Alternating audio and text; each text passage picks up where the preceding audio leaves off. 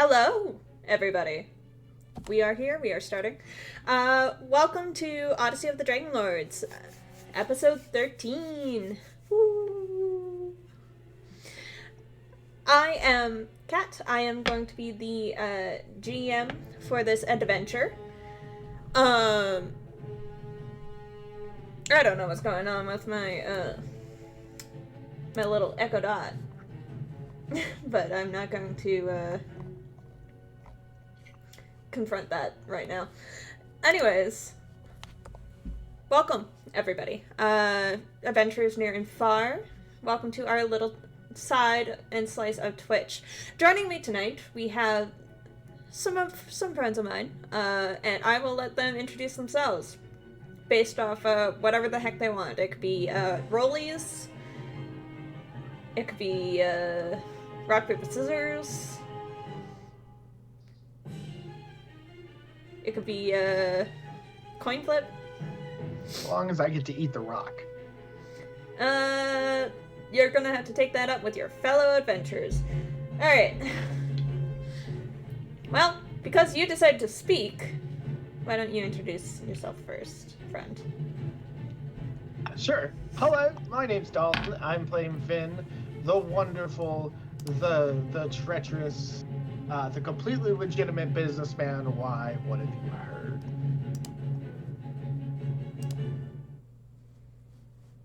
Also, I don't know if you know this, Kat, but fun fact: when you're on the starting screen and like you can't see us, you can hear. No. The caption picks up your microphone. Oh, that's hilarious. This whole time I was like looking at like just. That's very funny. Anyway, and then I'm gonna pass it off to the person who hasn't been here. Take it away. Oh. Hi everyone, I'm Echo. I play Toka, who obviously you'll get to probably hopefully love and adore because she's the greatest little druid ever. We love her. And I'm gonna pass it off to Lily. Hello. I'm playing Medea, the friendly neighborhood Medusa. And while indisposed, I have also been playing Honora, the princess. We're gonna pass it off to Ethan. Hello, I am Ethan, and I will be playing Alarin, the nymph cleric whose deity is definitely on our side and good. Yeah! Definitely. Definitely, yeah. And I'll pass it off to Ashley. Hi, I'm Ashley, and well, who I play is a bit up in the air at the moment. But for the sake of things, I play Neri, the very anxious, shy, yet kind of charismatic, wild magic sorcerer. Wonderful. With all the introductions out of the way, why don't we jump into what happened last time we adventured through the lands of Thalia with our esteemed, well, somewhat esteemed adventurers, depending on how you look at it. Ashley, why don't you remind everybody what happened? Well, all my notes say is death. Yeah, actually, remind us what happened. Besides death, what happened? So, our journey last session began with Medea being chained up to the post that Honora was just taken off of, being left in the hot sun, deprived of water and anything else. The centaurs keeping their distance given her nature.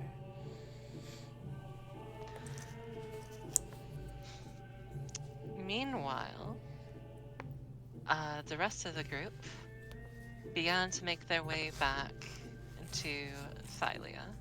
Or, no, not Thylia, Astoria. Yeah, Astoria. Thylia's the continent. Where the God King, Pythor, awaited them with his daughter in tow. Sleeping, or not, words. uh, Making the journey through the night on more than a few occasions. Trying to speed back as fast as they can so that they might be able to convince Pythor and return to the centaurs in time. So that the last member of their group does not perish. Looks at DM sussingly. Don't worry about it.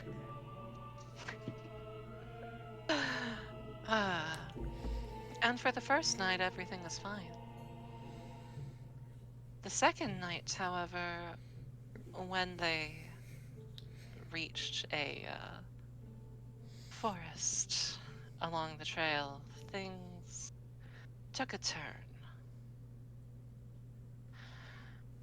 Very rapidly, things went south. Wolves pounced on Ethan, dragging him off of his goat and into the forest.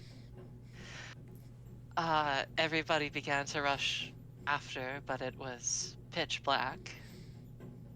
Neri, trying to light things up and also deal with some of the wolves, breathed fire in the forest and started a bit of a fire. A forest fire, one might add, say. Forest fire. That may or may not be spreading quickly. May or may not have May or may not have. started to spread very rapidly. Catching Alarin as well. Everybody else sped along. The light helping a little bit, but the wolves rolled well and we did not. So, Explain what happened during that whole encounter. I'm sure you remember. Neri cast Chaos Bolts, her magic going wild, turning everybody invisible while she was pinned by a wolf. Chaos Bolts hit one of the wolves and then went wild again, hitting some of the party as well. And so on and so forth. It kept going. The wolves. No, The wolves not so on and so forth. Tell the class what you did. Well, if it wasn't good, it couldn't work the first The time. wolves eventually getting defeated. Hitting Chaos Bolts again. And it going wild again. And to prevent it from hitting and harming anyone in the party again, she directed it back towards herself. Where, given it was powered by thunder, blew her body apart, leaving nothing but a hand remaining. She rolled really well on her damage. She rolled really well. Against her fellow party members. Yes, not so much against the wolves. No, against her party members. No. Yeah. Look, Anora only had so much healing available to give people. Indeed. And as everything came to close, everyone else I need to stop singing in my ear. There we go. Everyone, after realizing what happened, took her hand and reluctantly started making their way out of the forest, where it continued to burn, and the sounds of nymphs in pain screamed through Lauren's ears. Yep. Neri found herself in the void as well. Just as a little TLC there. Well, FYI, she's back in the void.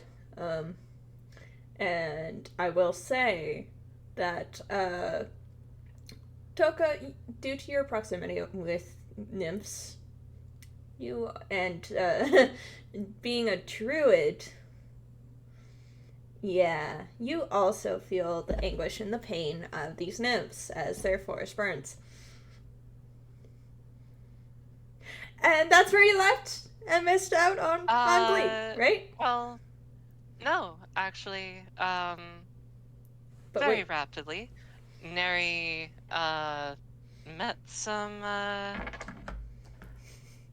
sort of higher planar beings that claimed to be her creators, and they just left her there in the void, while the rest of the party continued to make their way, ending the last session, like reaching the gates of Astoria. Wonderful. That's what we where we learned left off. last time on Glee. So, I love Echo's reaction right now. We haven't even gone to the juicy stuff. No. Ashley, That's what I didn't mention. It's the same reaction that I think we gave at the time. Oh, also, last thing. Basilisk started approaching Media, where she was being held. Yes, And, indeed. yeah. So... It's fine. Everything's fine. Party's coming back. Media's stuck in the shadow world. Or, not. Party's back in Astoria. Neri's stuck in the shadow world. Media is, in very deep trouble. Yeah. Everything's going great. Everything's going absolutely wonderfully. Ashley. Mm-hmm. I need you, please, to roll me a D100. Okay. Just real quick. Alright. That is a 60.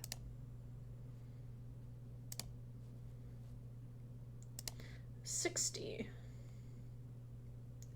Perfect.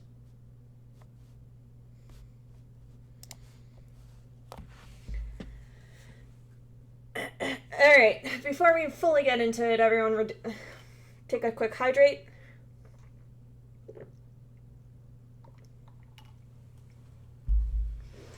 Cheers.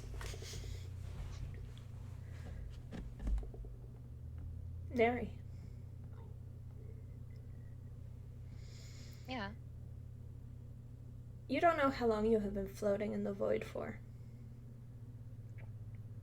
Days, hours, months, years. It's hard to say. You look down continuously. This endless deep of nothing.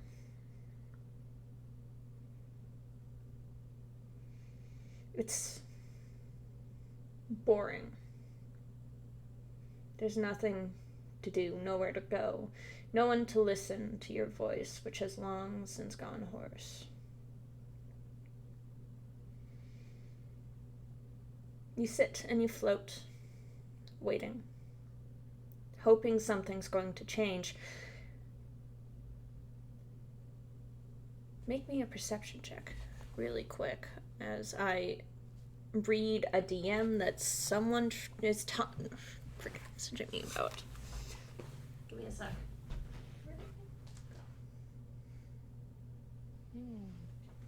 I should actually have Mary's character sheet open.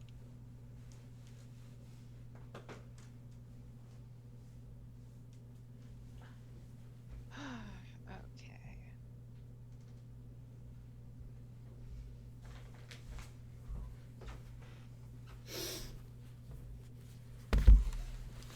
Alright. Perception What's your roll? is +1. That is a dirty 20. Dirty 20.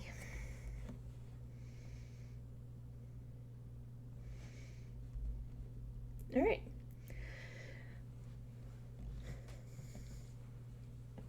You hear it. Well, rather, you hear them. Voices. Familiar voices.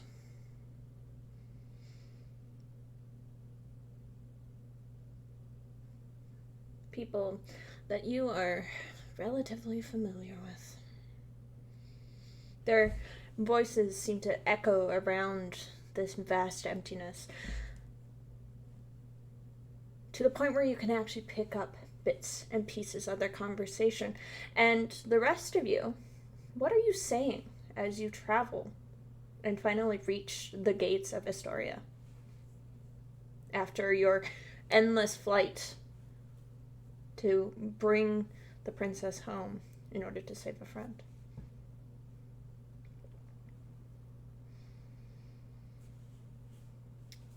I'm gonna just state that Toka is like dead silent unless Okay. she's able to hear inner thoughts.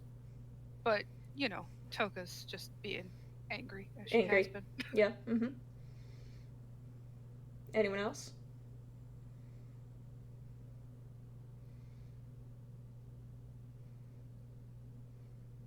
And I think just the general vibe of the ride back home is just somber and silent. Fantastic. And out of curiosity, who happens to have Neri's hand? That would be Alarin, I believe. Yeah, that was Alarian. Yeah, Cool. Alarin's got it. Yeah, When's- it's in his inventory space. Yeah, it's definitely there. I definitely remember that. Toka's well, just sitting there, just going, and he even has her hand. Fuck it.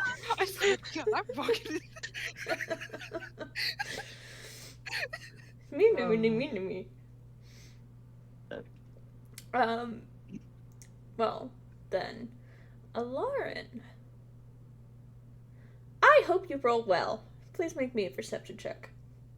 Oh, sure. Why not? You're good at those, right? You're a cleric. I mean, yes, Alarin's character sheet might lead one to believe that he is good at perception checks. Isn't that the rolls that you get the most ones on? So far, they haven't been amazing. I'll say that.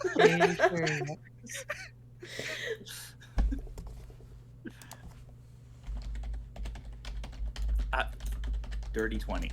Nice.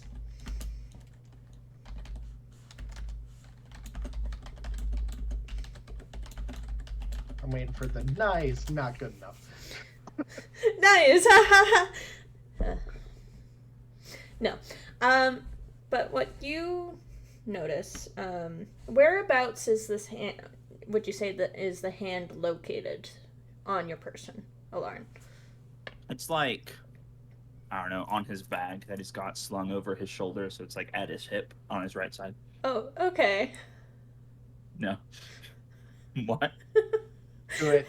Do it.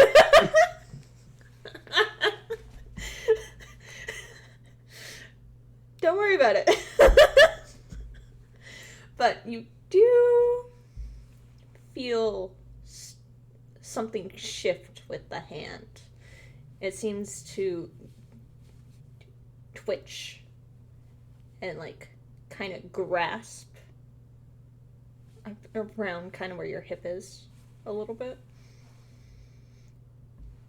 And it's kind of weird. I mean, he's gonna open his bag and look and see what's going on. Okay. You see the hand, which was like in a very limp, very relaxed position, kind of like this.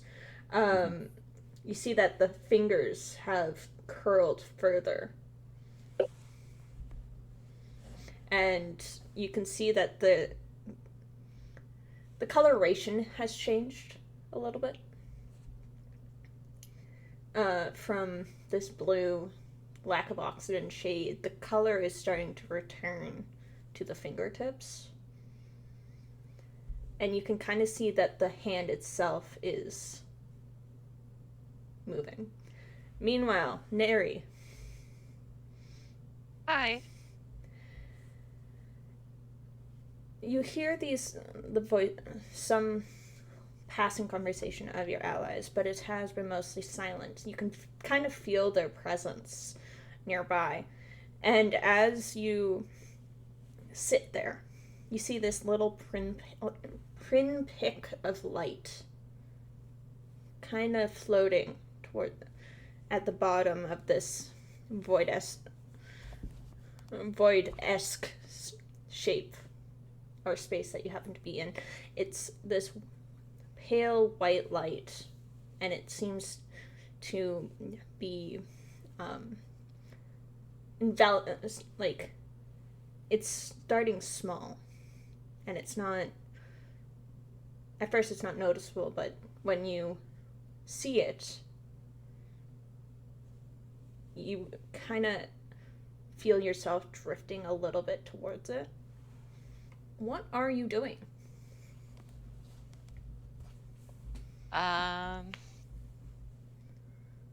She's just kind of confused.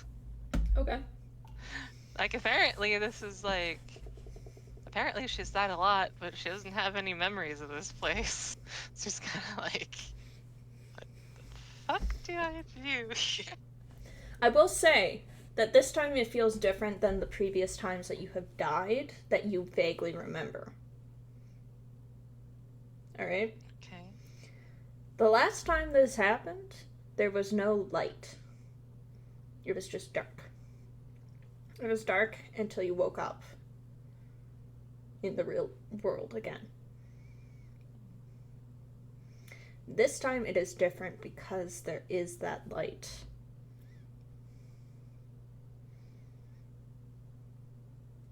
There is that echo of your companions' voices that are both there and not there through your time.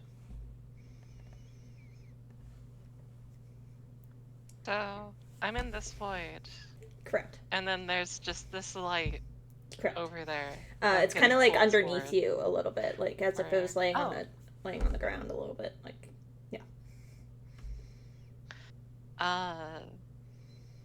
So you could say that there is this light at the end of the tunnel. Do you want me to kill you permanently?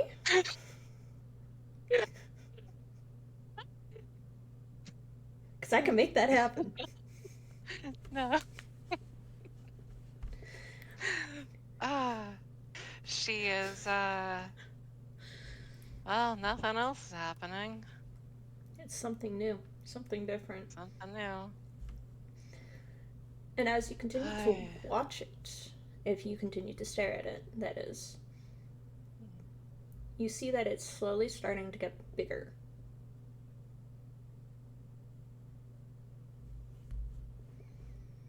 I'm gonna try and go near it. Cool. This is the first thing in a while that has not been nothing. We love not nothing here. Do you you don't walk. You more like swim or try to swim through the void towards this light that is widening in this endless empty space. And it feels like it takes forever. As if the light keeps getting farther and farther away, despite the fact that you know you're getting closer. But that is just simply a trick of the light. As you swim through this void, you see that the light itself is getting bigger, but only to a point where it's about the size of a hand.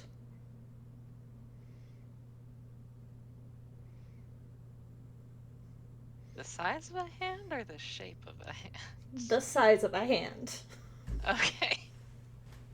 And Yeah. looking through it, you can actually see the world of green and grass and plant and water, of life instead of void. Like a little window.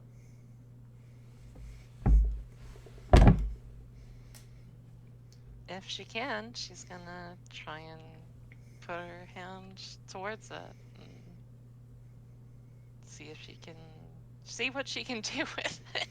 Sure. You reach your hand through this little hole of light. And as soon as your fingertips make contact,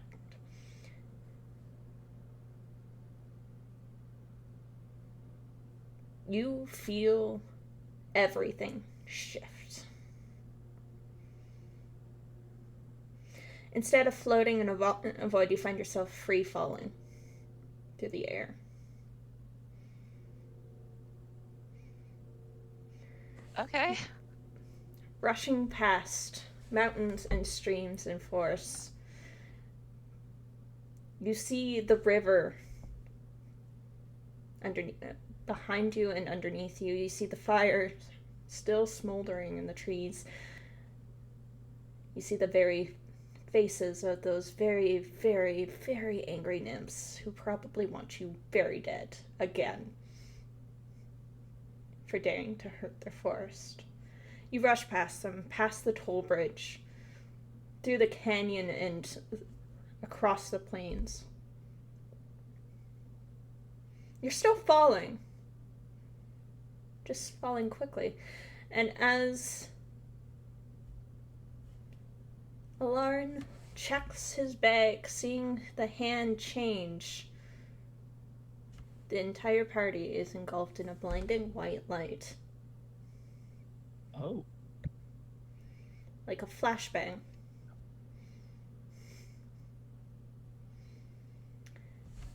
And just as quickly as it comes, it goes, leaving behind simply a very disoriented Neri,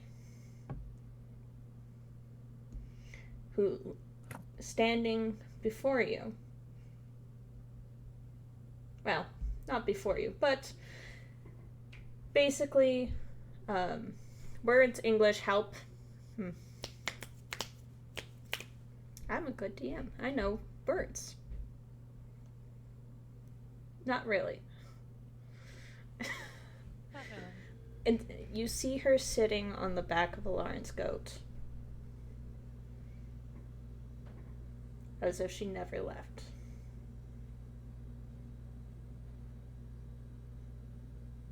You're alive. What the fuck?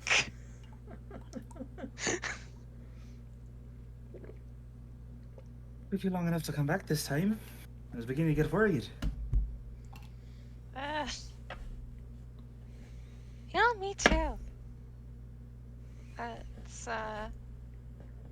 Well, it's good to be back. Great to have you back. The blank emptiness was getting a little boring.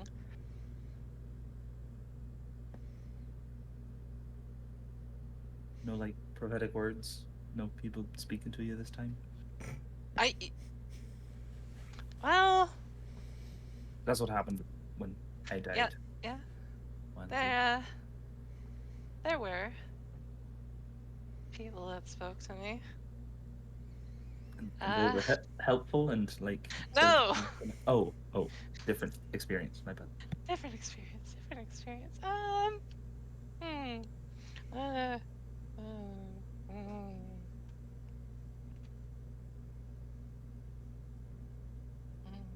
Talk about it in private. That's good. Guys, she's back! Listen to the whole party. Who definitely know that she's there and are just staring. Except for maybe Toga, but like she's like blinking, I suppose, under her bangs.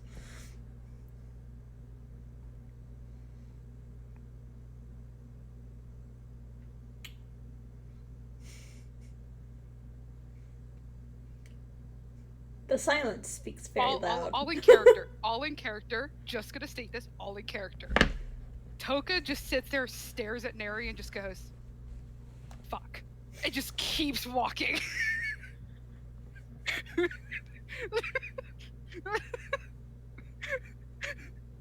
Again, all in character. Honora is very much like, what the fuck was that? Okay, that's fine, I guess. This is... Right, okay. Look, Sure. I'm not fond of it either. This might as well happen.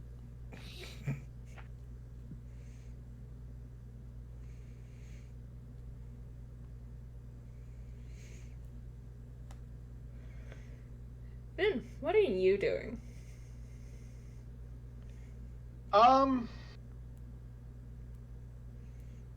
Well, obviously Vin notices, right? Mm-hmm. And upon seeing this, he's just like, he don't really say anything. He just sees her, and then just looks straight forward.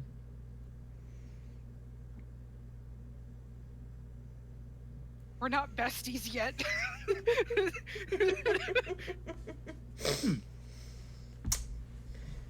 Well, I expected a wee more excitement, but yep, welcome back. Sorry for the trouble.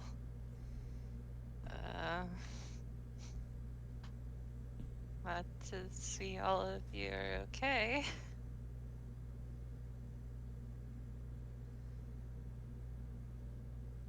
As Neri says that, she just hears Toka in the front. Yeah, but the nymphs aren't. Neither are the forests. She's just gonna keep walking. She just puts her hand. My little druid. Oh my god. I'm so sorry.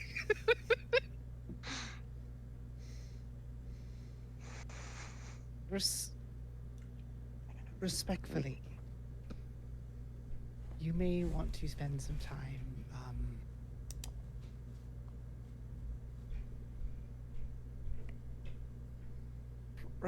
practicing group combat, perhaps, for next time, and possibly also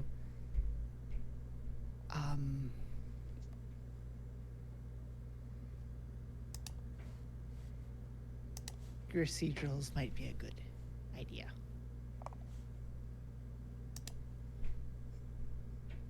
What? Okay, never mind. Let's just... Procedurals? Accuracy. Oh. Aiming. If I could have seen things, it would have been accurate. I couldn't. It just, decided for itself.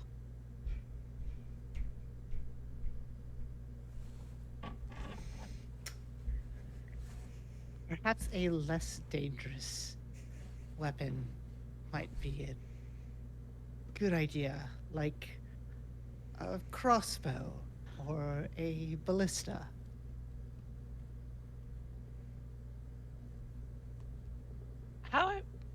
Entirely besides the point. How are we bringing a ballista with us?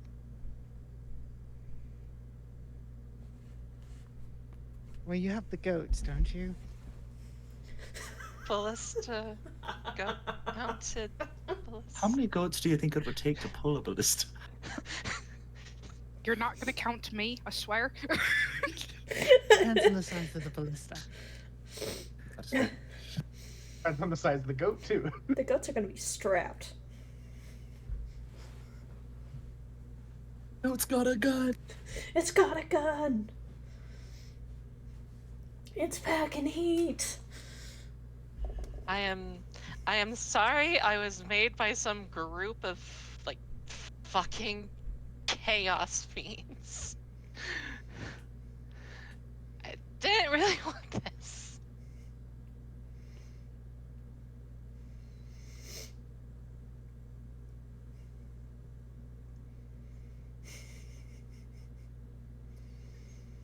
Noted for next time.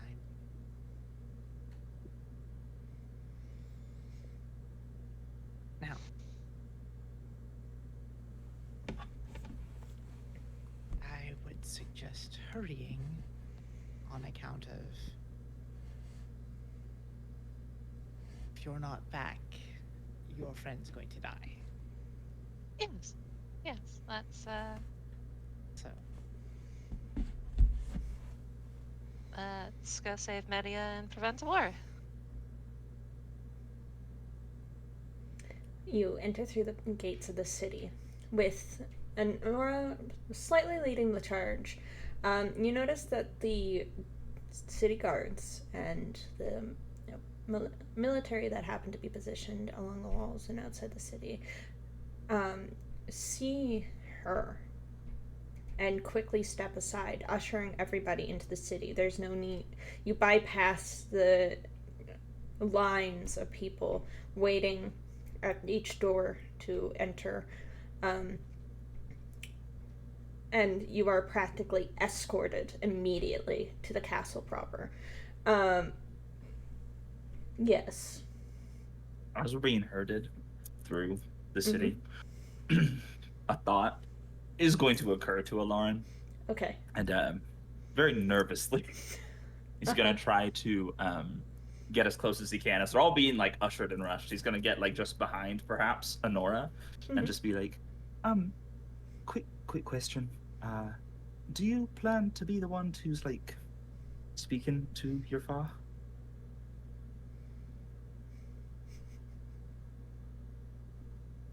I will put in a good word for you. Great, cool. No, that's perfect. That's good. Anything else? That's it. And that is all she says before you are taken straight through the city, escorted to the castle directly. You are shooed off of your goats, collectively, where each of them are kind of quickly brought together in a bundle of reins and led away, leaving you at the foot of the grand staircase that leads up to the top bottom floor, to the bottom floor of the castle itself. You see one of the guards quickly jogs down the stairs, a little out of breath. Princess, you're alive. You're sorry, there's a lot of stairs. Yes, we're going to go to my father and discuss. Great. Okay. Follow me. And then he kind of like gives the rest of your companions a little bit of an odd look. Them too? Yes, them too. Okay. He like starts jogging up the stairs again.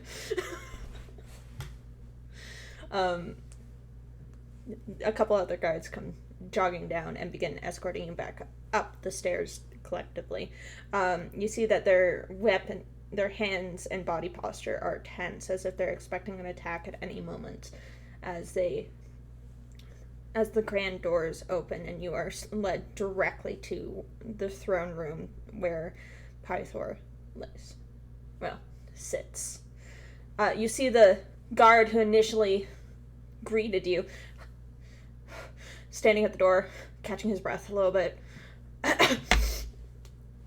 And upon seeing you fully, swings open the door and goes, Her Ladyship, the Princess Honora, and friends. And before leaving you to enter. Grasping down. Yes, that was what you called yourselves. Right, yeah, that's it. Grasping down would be the correct thing to announce them as. The Grasping Fawn! Dawn. It's close enough. It's close. Toka is now just very heavily offended because fawns and satyrs are very different. She's like, Shoot, I'm so sorry. fuck? I'm so sorry. I didn't mean to. I'm so sorry. I'm just gonna. It's fine. It's fine. It's fine. We'll make it. We'll figure it out. It'll make it work. Okay. Enter. Comes the singular response from your father. And do you enter the room proper? Seeing Yes, some nods, very seeing much. some nods. Okay, cool.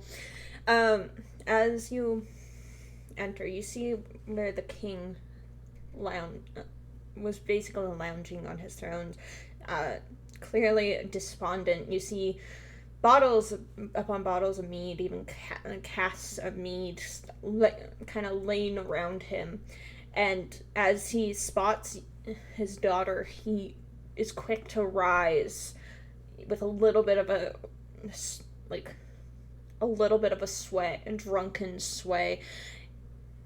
His arms open wide as his voice booms through the hall. You see a true grin appear across his face. My dear daughter! My Honora!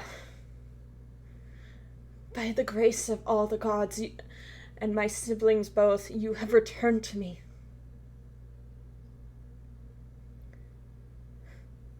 You come safely back. And the heroes were true to their word. Come! Come.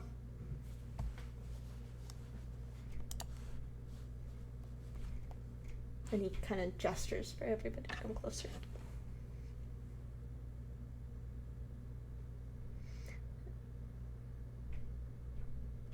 Oh, Father.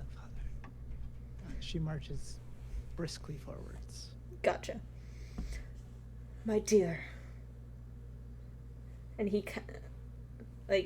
strides down to meet you, placing his large hands on your shoulder, Nora's shoulder, looking her over carefully. He's kind of turning her a little bit and taking a hand under her chin to just make sure she's all okay.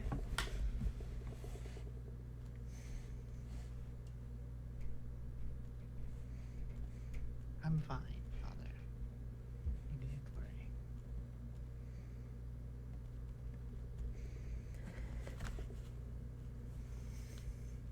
I am so glad and thankful.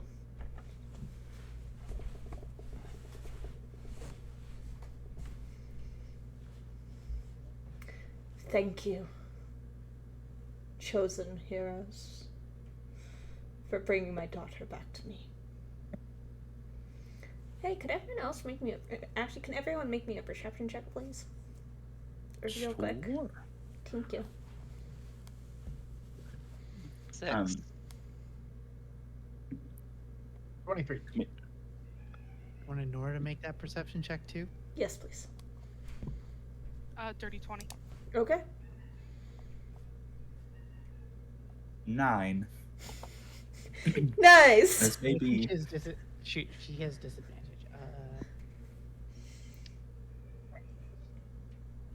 All right. 13. This may also be a good time to say, the whole time rushing through the city and then in the castle, speaking to the guards, Alarin visibly has become increasingly nervous. He's fidgeting with his hands, and he's almost spoken twice now, and has not. That's just his visual goings on right now. Okay. Wonderful. Cool. Carry on.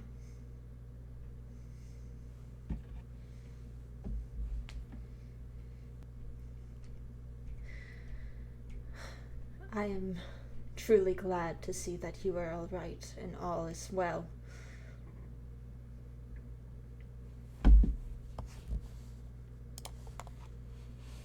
Well, it's also all right and all is well.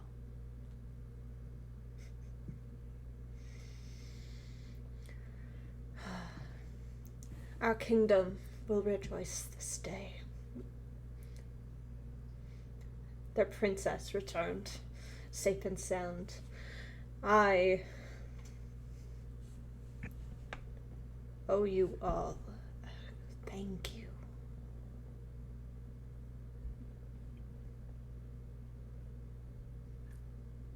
About that, there is maybe like one small thing that is less than well, right, Honora? Yes. Yes. And what, pray tell, is that? That's the sacrifice can be averted if you're willing to treat with the centaurs. Truce. Truce. For what reason? Well, I'm sure that the another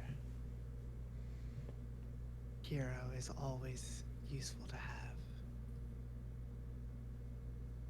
And you'll notice that they seem to be missing one of their members who stayed behind to ensure my safe return. Are you sure that it is only one who has remained behind?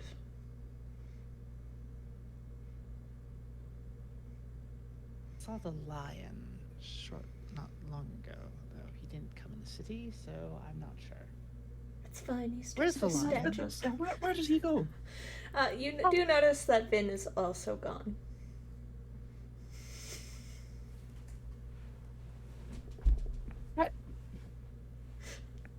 We're dropping like flies.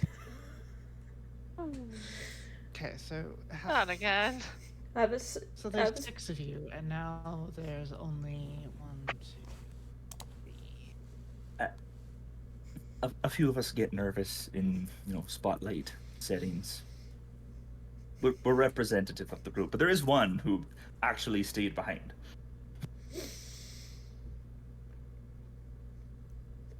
I took your daughter's place, so she might be free and here to speak with you now.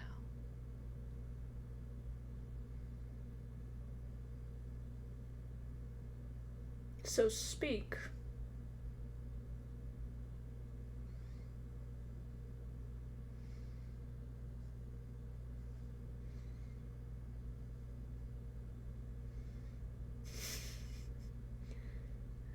Alright. Toka is just staring at Honora and Olerin like, go? I don't know what to say here. If Alarin sees Toka's pointed glance at all towards him, he's just gonna be like,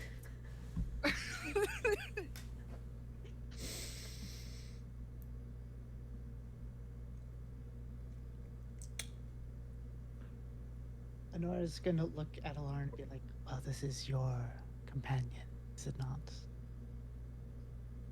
right, it is our companion. And he'll look at Neri and be like, I really fucked up the last time that I went to speak to people. You got this. This is all you. Please. Just back from the dead. The king is like Right, yes, like that's all his good. eyes are like tracking as you guys like gesture to each other, and he's just The watching you all. conversation's in front of him. Yeah, he's just watching you all coldly and stoically. Like his face is there's no emotion in his face. Great King Pythor. Don't do that. Sorry.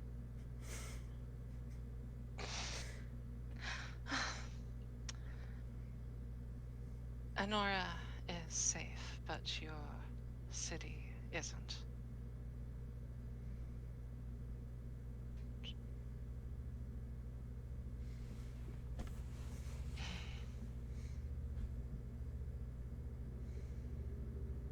If our companion is left to remain,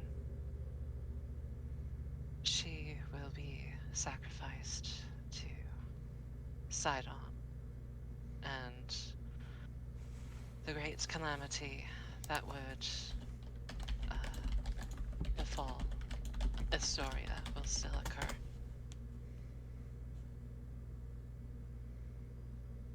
We made a promise in exchange for Enora's release and her safe return to you, that we would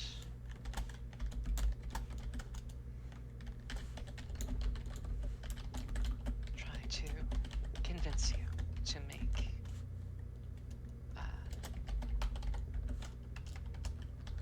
peace.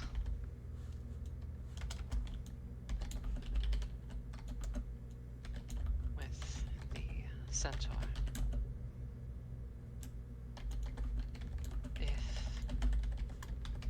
you agree to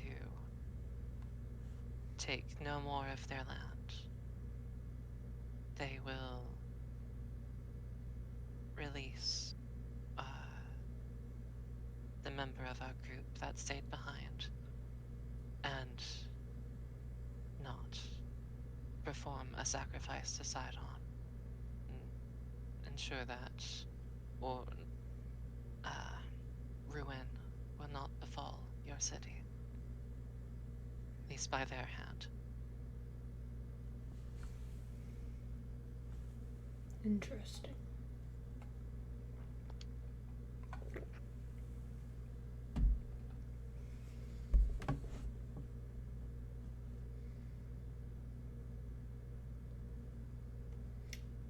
Yeah, Lauren.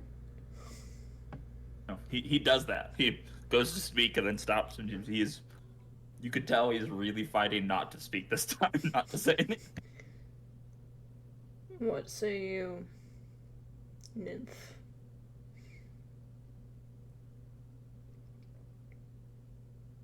And really, it'd be really beneficial for you. You'd be crippling your enemy. Sidon, the Titan, you'd just be wiping out his whole army, all of his foot soldiers, with but a word. Sorry, yeah.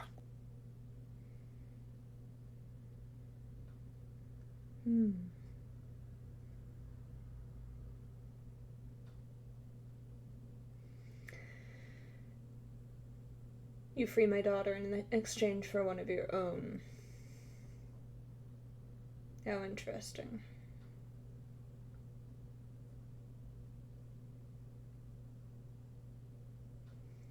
Technically, you have already fulfilled your end of the bargain.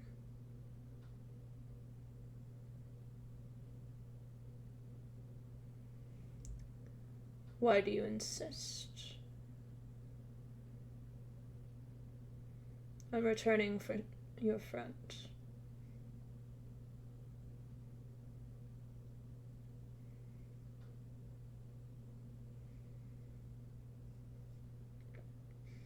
We are the heroes of prophecy, or so has been said. We are here to prevent catastrophe and ruin.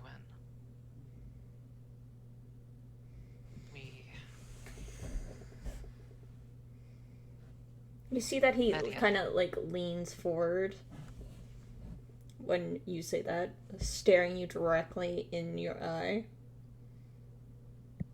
Unblinking. And you see the ages of war in his eyes.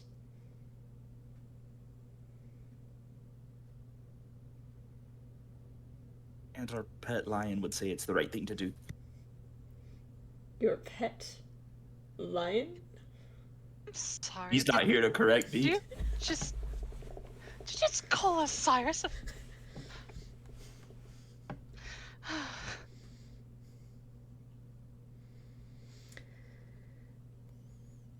Prevent catastrophe, and yet I already hear stories of a particular piece of forest burned. What? News travels fast when many individuals you may or may not have sight happen to live in that forest.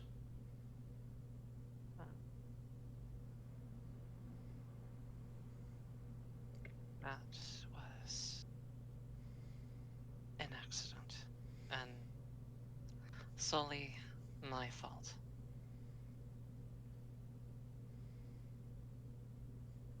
I Interesting. take the blame for that. Very It interesting. was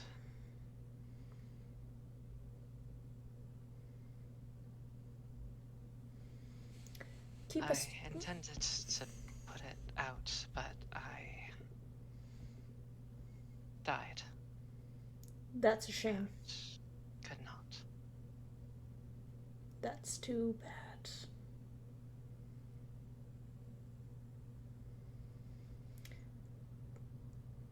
That is my mistake. I wholeheartedly accept it, Interesting. but I do not wish to see more dead.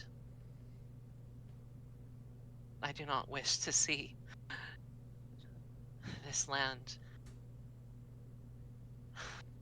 enraged in fire and hailstorm. To watch as all that has been built be scattered away to the winds.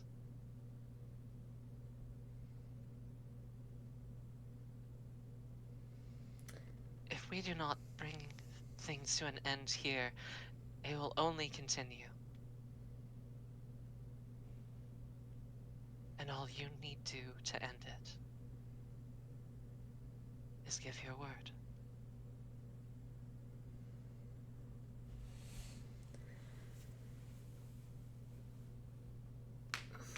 And how am I to know that they won't go back on theirs? They have already done it before.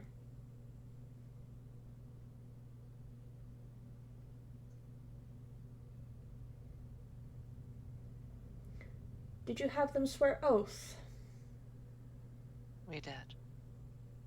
to not harm your friend? If we are to return in time. And yet you did not have them swear oath otherwise.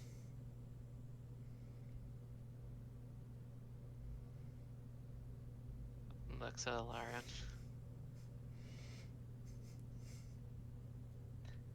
That was you. Swearing oaths. I mean,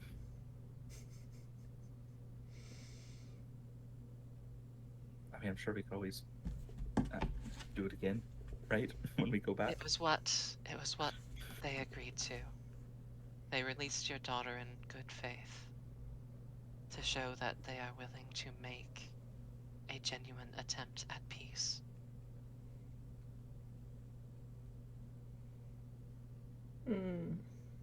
She would not be here if they weren't.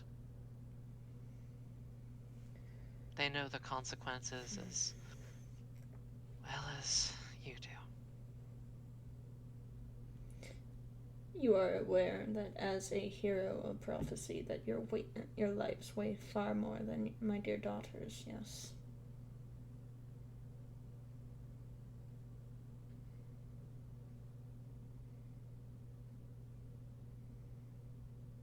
It was an easy trade.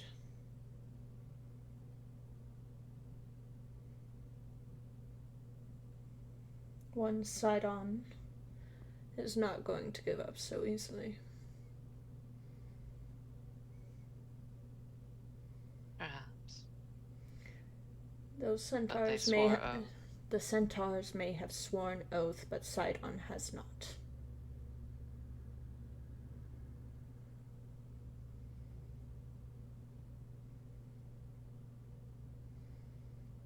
he demands a sacrifice, lest he rains storm and fire down upon these lands. Sacrifice one of those great heroes, the chosen heroes sent to defeat him. Well,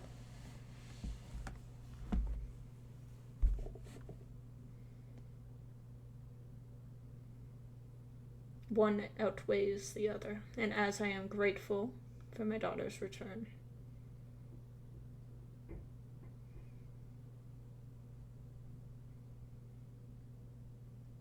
well,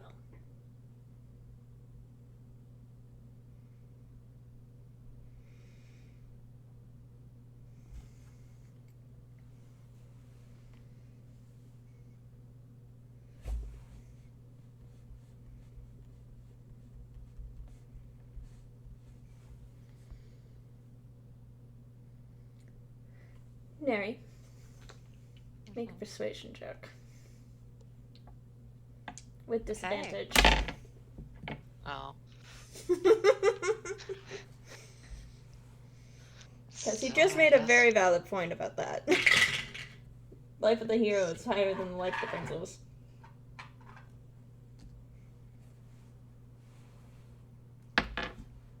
What'd you get? All the more reason, frankly. Okay. That. Thank God I actually got some good rolls. That, with disadvantage, that's gonna be 15 plus 6, 21. 21? Sure. 21. And actually, Mm-hmm.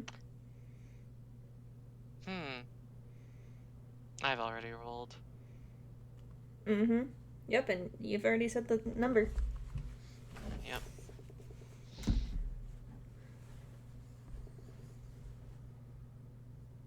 After a moment, he kind of sighs.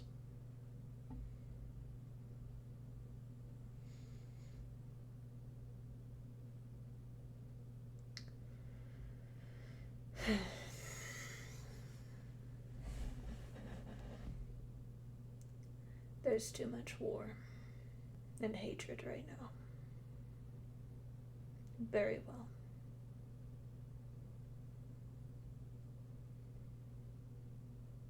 I swear an oath that I will seize the expansion upon traditional land of the Centaur for the time being. And until the point that it is inevitable to seize Sidon's forces. Is that good enough for you?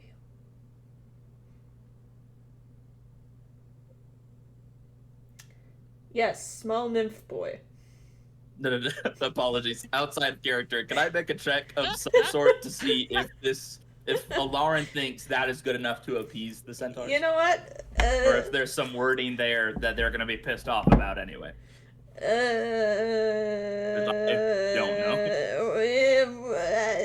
Self-insight check, I guess, or like a wisdom save. I don't know, intelligence save. You pick one. Pick one of those. High big one? Dang. Yeah. Pick one of those three options. My insight is very good. 22.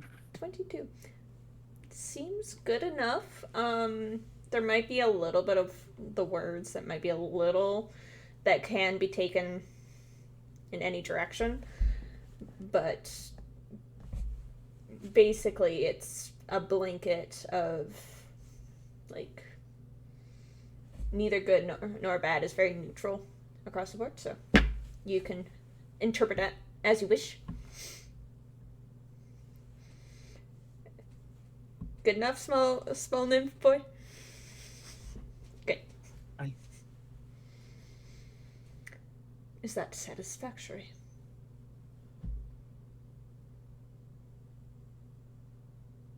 Will have to be. Good, for you do not have a choice. Wonderful. Thank you, Father. Now, for you all. Two things. You're going to need to be very fast getting there. And you're going to need to bring something to replace your friend.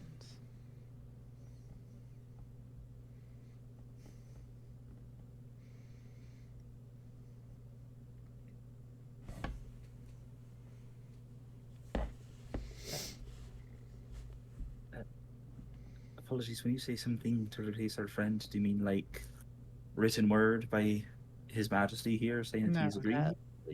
Sidon would not. Why would Sidon care for that? Sidon demands a sacrifice. It doesn't matter who. For lack of a better option, I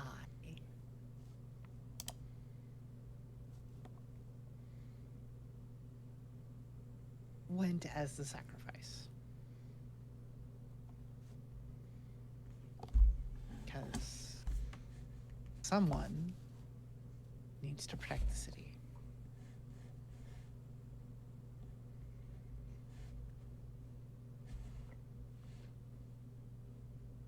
So, if you want a replacement, you're not going to find it here.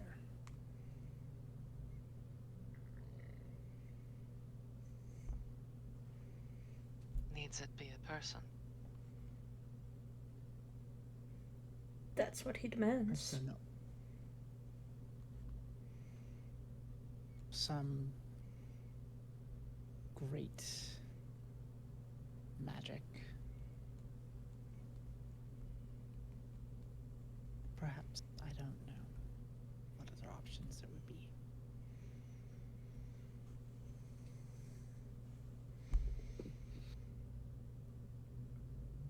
Perhaps a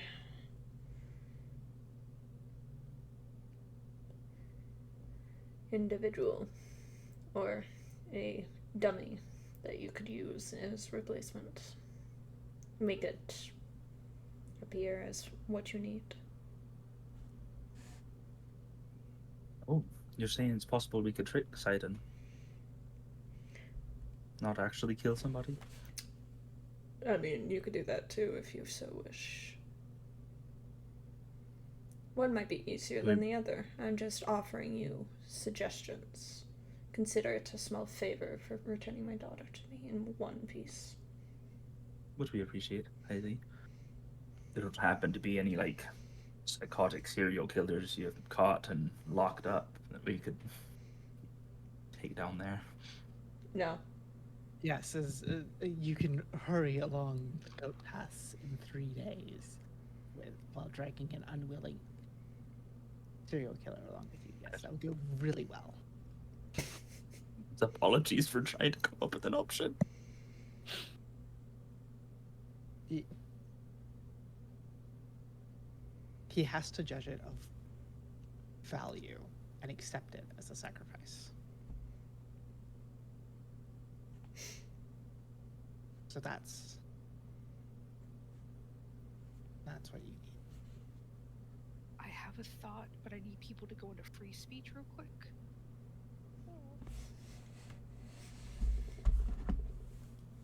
Guess I'll go fuck myself then. None is more quick than I.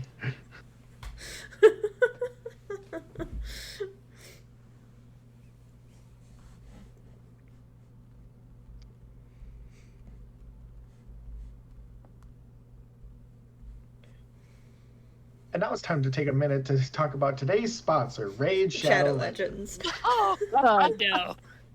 No. By playing Raid Shadow Legends, you too can be a great adventurer. No. You can battle monsters and mobs. No. One day I will be sponsored. Today is not that day.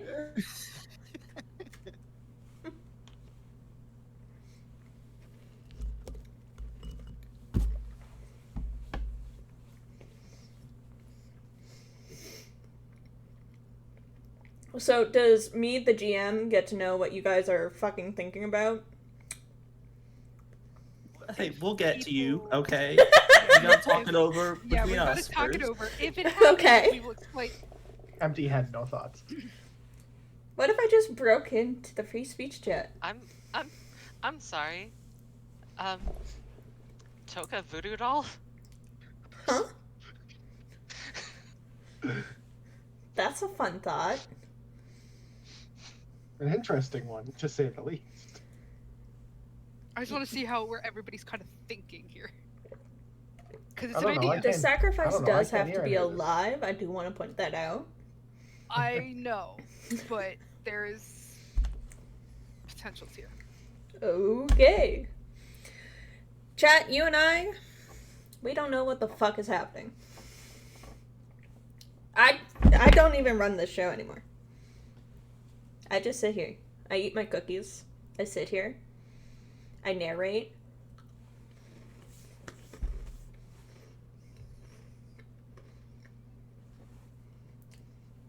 Dalton doesn't count because Dalton's a player. Get out of here. Anyways.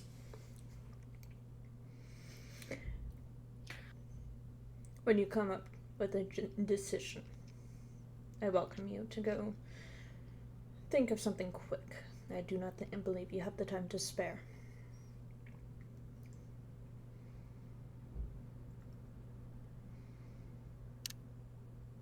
Now, do you have anything else?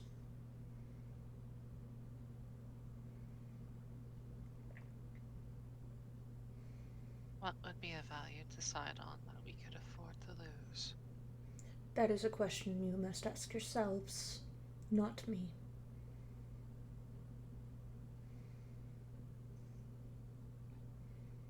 Understandable. Question 2, DM out of character. Answer to the player. Probably in Thank you. character. Oh shit. Okay. Did you state it had to be a person? Am Yes. I? Okay. Living person. Living person. Okay. I just Of wanted to make value. sure it wasn't just like something alive. Yeah. Mm-mm. Living Okay. person of value is the terms. Okay. Or such Just as a clarification. princess or a chosen hero who is prophesized to defeat him.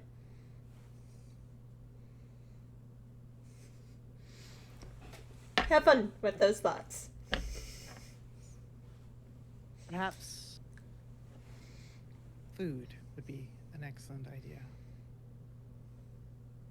I am very hungry. It's been several days of very hard travel. Feel free to enjoy a great feast, my dear. I am sure that you are both exhausted and thirsty, as well as many other things. The staff will provide a great feast for you.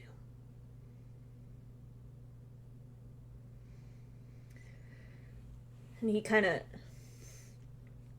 claps his hands, and it's loud enough that it echoes across the walls. And you see one, like kind of like a surf, and it's CERF, surf, scuttle in, and just goes, "My lord, prepare a feast for the princess. She is starving and hungry. Have the rest of the staff prepare her beds and a bath. Warm, preferably. As soon as possible." "Yes, my lord." And they scurry back outside. Before another, couple guards enter. And they're like, "Come along, princess."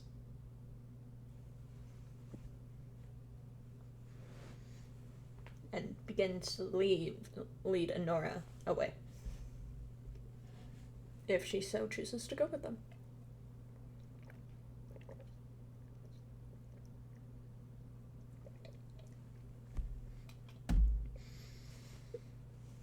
She makes eye contact with Alarin and gestures for them to follow her.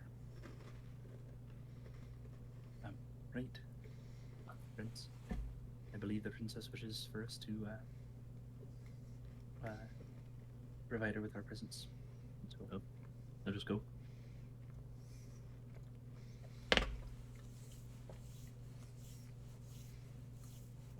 Toko will follow.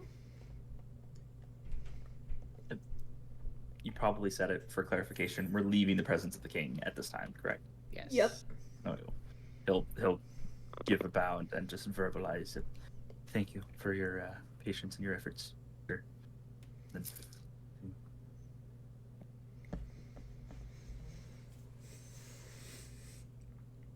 He gives you a Thanks. little nod, Alarn. Thanks. It's just lost in thought a little bit. And realizes she's getting left behind with Pythor. It's like, Scurry along now. thank you. Scurries. Or just like, lightly jogs. Vin, Imbecile. you. You have been. You dipped early. Before even your companions even noticed you. And you stare out into this bustling city of people who are oblivious to the going-ons around them.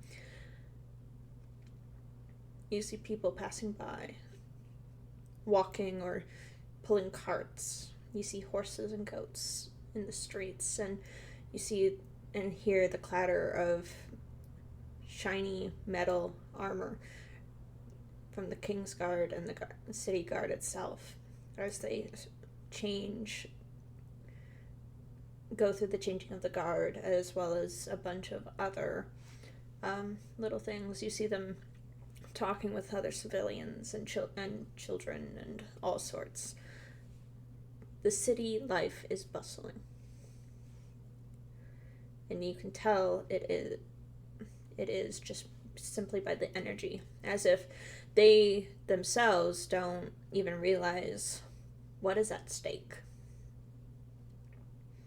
And you sit there contemplating, lost in your own head.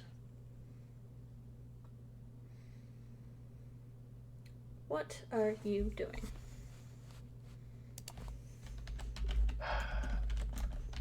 I'm thinking of something to do for the next 3 minutes here.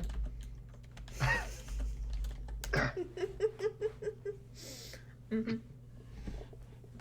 No, I sit down kind of at the ledge of the street.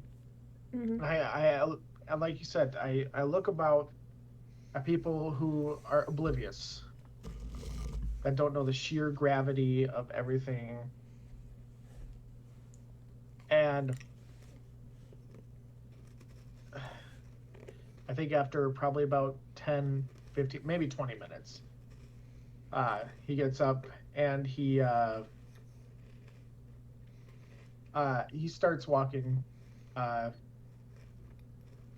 kind of mindlessly, but knowing full well that he's going to end up probably at the pub. Mm-hmm.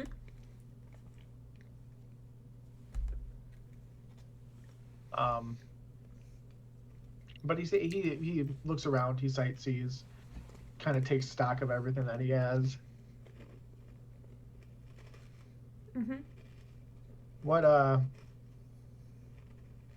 my way to the pub, is there anything that I see that's kind of, I don't want to say out of the ordinary, but something that's...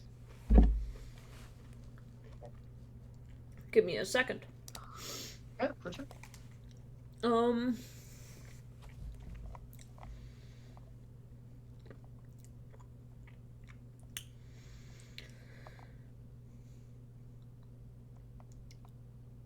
You, on the way, you do see this vineyard. It's sort of on the edge of the city. Still surrounded by walls, but it's on the quieter side. Not many people tend to visit it. It's The energy that it gives is lonely, as it sits on the outskirts of the city. Wooden trellises erupt from the tilled soil in neat, symmetrical rows. Healthy green vines wind around these structures, bearing a bountiful crop of brilliant purple grapes. After some walking, you find a fit middle-aged man amongst the vines, pruning the plants with great care. He doesn't seem to hear your approach, as he is focused upon tilling the soil and tending to his crop. It's odd, specifically due to the fact that it is lonely. Not many visitors come. Tucked away as it is.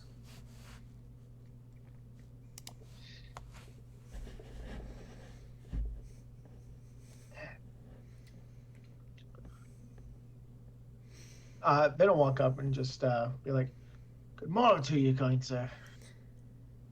As you greet him, he turns. "Ah, hello," he says with a smile, but you can see that it doesn't quite reach his eyes. His greeting's friendly, and his body language is Freddy. His body language is friendly. But you notice that his brow is kind of deeply furrowed with apprehension, as if he's expecting something from you.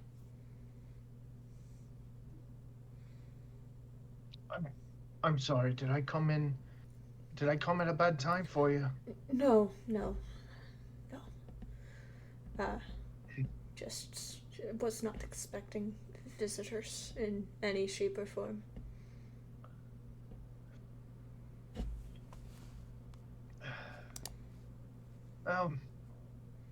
I tend to get my nose into situations that aren't exactly the greatest. So,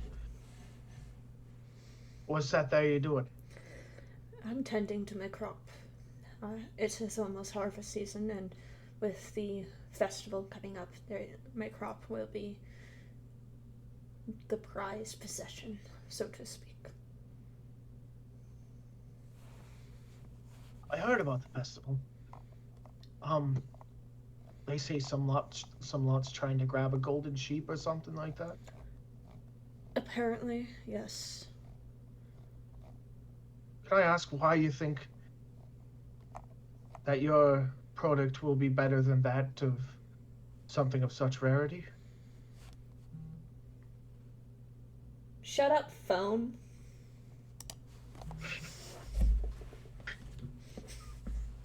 Sorry. A golden fleece is simply but that, a golden fleece. It is decorative. But my crop, it feeds, it is used in drink.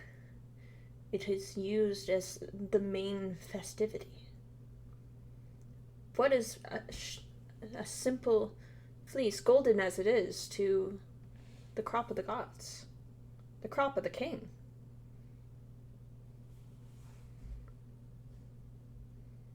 I guess that's a fair enough analysis of it.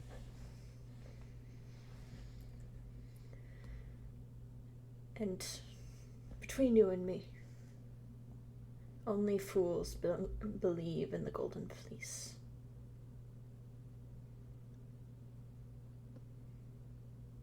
You don't mind my asking why you say that? Because many have tried to find it, and none have been successful. They've tried painting sheep and ewe, but never have been successful, as at one glance you can tell. The fleece is dull and weighed heavy. It does not shine with the glory of the sun, nor the elegance of gold.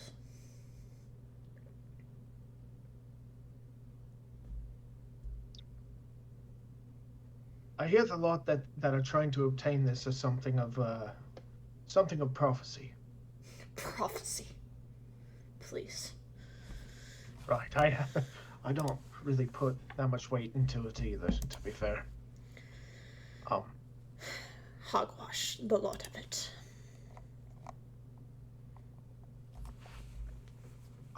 I hope you don't mind my asking. I am seeking something.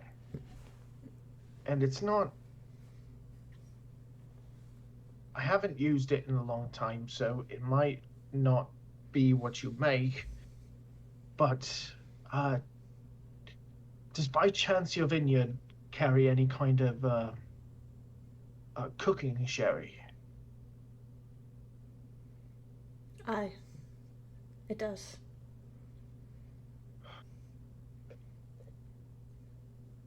If I were to ask, how much would that cost?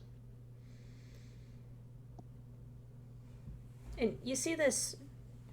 You see the gent kind of look you up and down a little bit.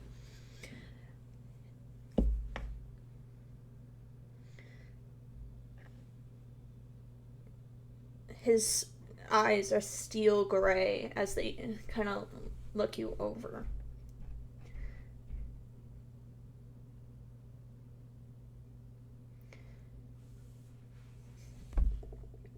For you? Nothing.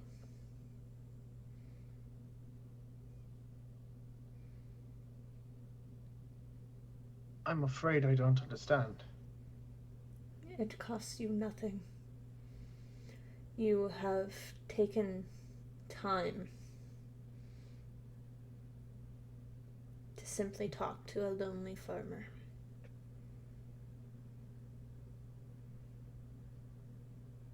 I'll be honest with you, sir. Time's really all I got nowadays. Time is sometimes the best currency that one can have. Come. Follow me. Okay.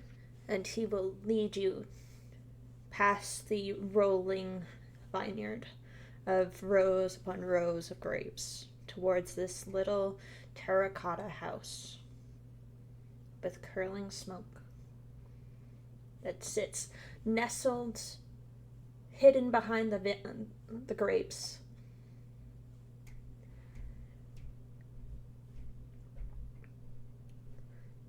And he simply leads you inside, pushing the door open.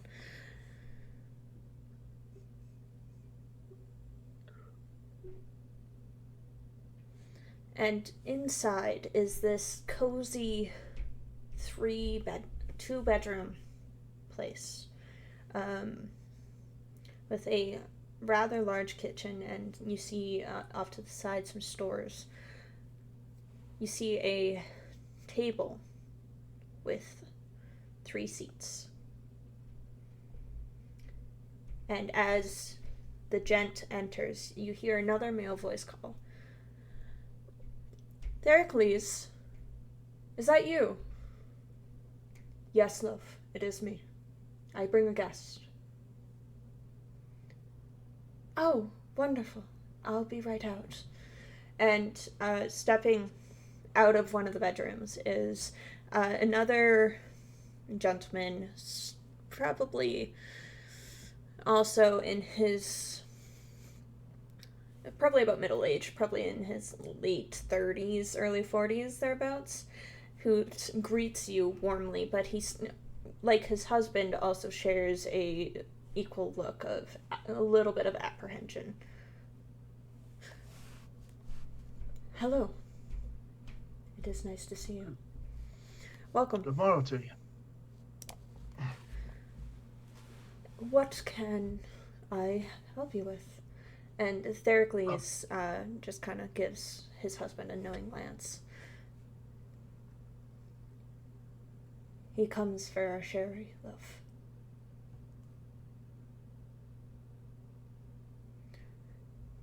Wonderful. Is it just sherry that you're looking after, or is there another thing that you would like?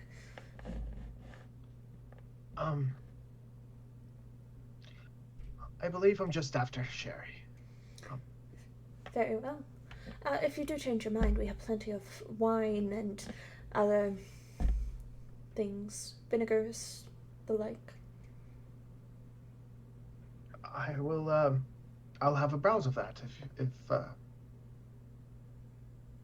if it's not too much of a nuisance. Of course not. Of course not. Please, have a look around. And he will give his husband a gentle kiss on the cheek before walking out to the vineyard, leaving you with Theracles.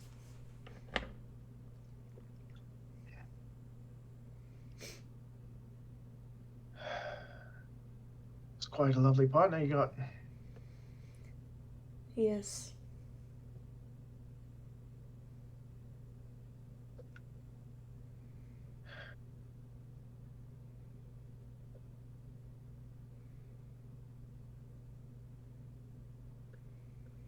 What's on your mind, Heracles, friend? is it? Yes. I apologize for not introducing myself. My name is Vin. It is a pleasure to meet you. I assure you, the pleasure is all mine. And Theracles shakes out his hand. Takes out his hand towards you for a shake. I'm so good at English. No, you're fine. I like that we're role playing just people meeting. I shake his hand and I say, "So, how long have you it's contagious. How long have you and your partner been in business? Oh, many years now, I think. It's hard to keep track of time.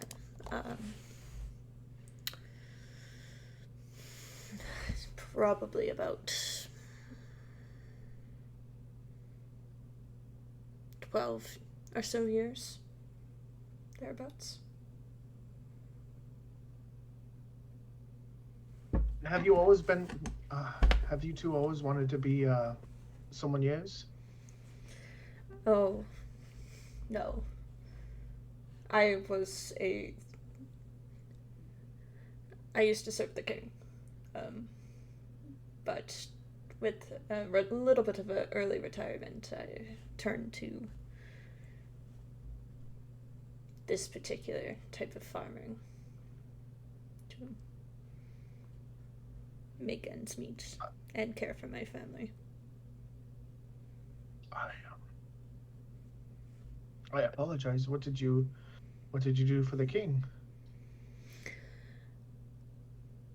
I was one of his personal guards. If you don't mind me saying, that's one hell of a demotion. It's less of a demotion, more of a can't say a favor, but it was a necessity. Well, I mean, seeing you tending that field, at least you're happy.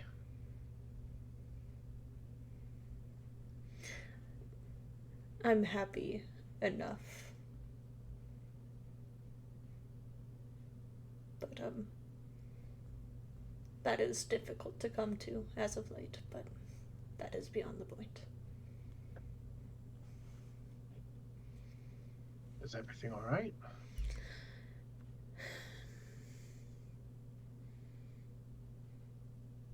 Not really, but I am not one to spill my family's problems to a stranger. I understand. Especially one I have just met. Believe me, I understand where I'm from. If those trees could talk.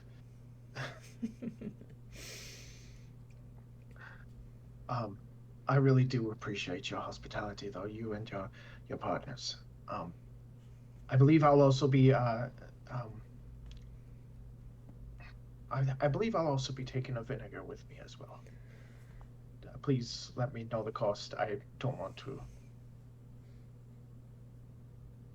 Like this, like the sherry, it will be simply the cost of conversation.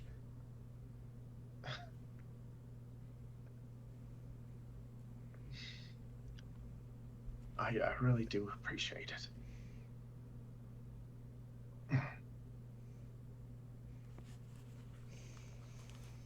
Come. Choose. And he leads you to the storage room. As he's doing so, make me a perception check. Yeah, sure. I can perceive things. Yeah. Yeah. Also, you know what? For funsies, make me an insight check. Yeah. Why the fuck not? Why the fuck not? We'll do insight first because it's Okay. on the top there. Okay. So 21 on insight. Cool. Little dice be helping me out today. Let's go little dice, tiny dice, baby dice. 8 on perception. Okay. Thankfully, Wow. the DC for that was a 5. Because we love this. You I apologize to everyone while Vin goes grocery shopping. you notice this thing you notice first is, despite his smile, there is a deep sadness in Hercules' whole body language. There's a wariness, as if the weight of the world is weighing down on his shoulders and dragging him basically down with it.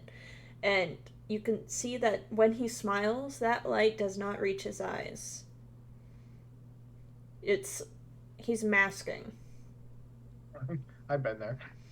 And it's clear that he means what he says, where he said that he does not wish to push issues onto a stranger, but he cannot reflect and deflect his innermost thoughts, basically. Make sense? The thing that you notice beyond the third chair is the secondary silence that settles here. The chair itself that sat around the table is not the same size as the other two. The table itself, the entire table itself, seems to be handmade, where there's 2 adult-sized chairs and another chair that is not. Oh, yeah, I'm picking up what you're putting down.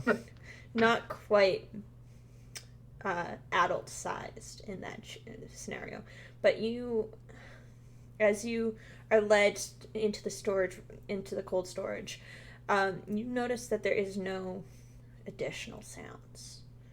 It's just the 2 of you in this space. You can hear the crackling of the fire, your footsteps as they creak against the floor and shuffle. You can hear each breath, and then outside you can hear the wind and the breeze, and the faint singing of Hercules' husband as he works the land itself.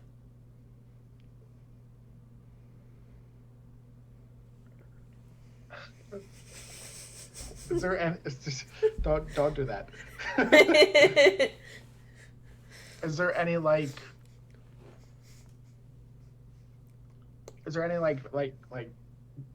portraits or paintings or anything like that? There is one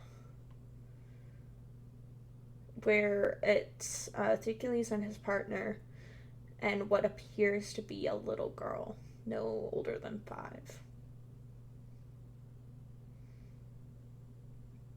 However, in this painting, it seems like Hercules and his partner are younger.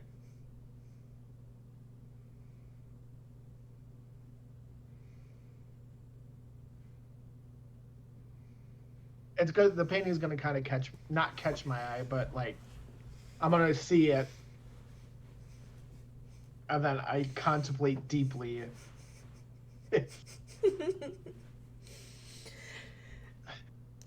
Man, I love how this was the one that you found. Listen. I Oddly am appropriate. here to. What do you mean oddly appropriate? Don't worry about it. I just.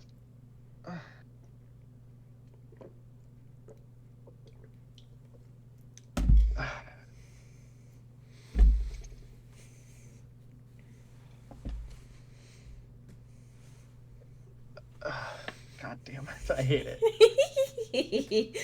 Gonna let you contemplate and stew on that as we hot swap back to the party. Yeah. Hello, party.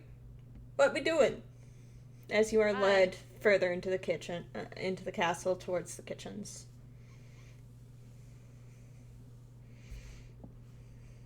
Thinking hard.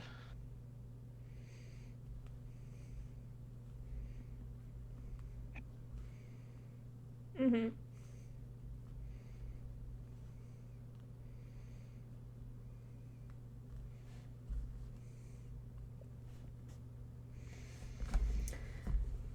Eventually, you guys are led to the great kitchens, where you can feel the roaring heat of fire, and you see the serf kind of enter well before you, and you can hear everyone suddenly shouting, and the clattering of dishware, and like the sizzling of meat on stone, and soup, and like soup boiling, and all sorts of stuff.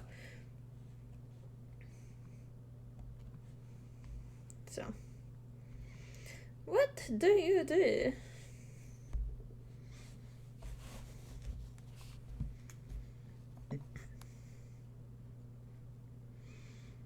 As eventually food is being shoved down Nora's throat, like basically handed to her, forcing her to sit down.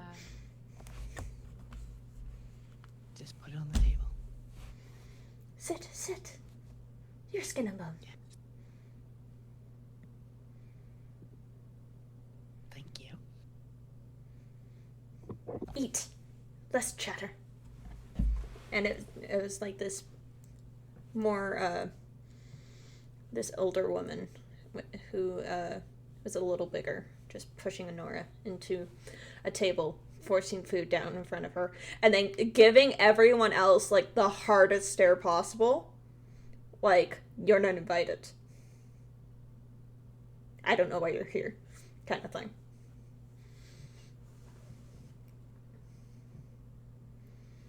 Looks at Honora.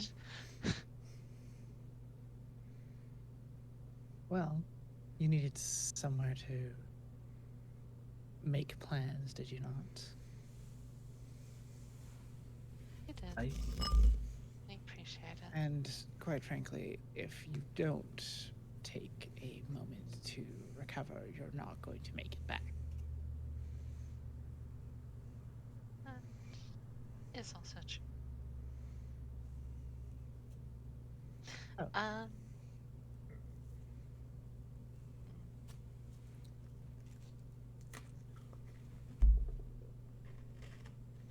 Well, first off, maybe you clearly seem to know more than we do. Perhaps you can help us understand something. Getting a sacrifice in exchange for a friend if we succeeded was not part of our deal with the centaur. So why do we need to bring a sacrifice to them? To exchange her, given that we have already completed the terms, like, for her freedom? Well, sacrifice isn't for the centaurs, it's for Sidon. Yeah. Yes? We get that. I think all of us understand that. We're just saying, so why is that on us and not on the centaur? Now. So we made a deal that the centaurs won't get in our way, will allow us to take Media if we go back, but that doesn't The centaurs, rid of as the wrath of Sidon if we don't have a sacrifice, right? I would also point out that the centaurs won't stop you. But every other creature that is following Sidon will. Fair. It won't be as simple as walking up to the centaurs and being like, well, the job's done. we got an oath for you. So That's unfortunate, because that really is what the centaurs made it seem like. But I guess that was, all to get their land back. That was the terms. It was all to Those get their were land the back. That's terms fair. that they had agreed to. actually, you know what? I wasn't awake at the moment. Right. Yeah, you weren't there. Fair. But Sidon has far more than just the centaurs. Understood. Oh, So. No, sorry, you can go ahead. I was just going to say that was obvious. Like, we saw some of his mortal followers when we went to rescue Versailles. It's, There were also the Cyclops, I and think. also a hag.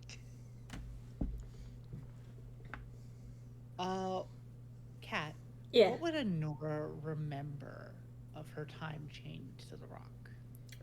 Harpies, basilisks, cyclops, giants,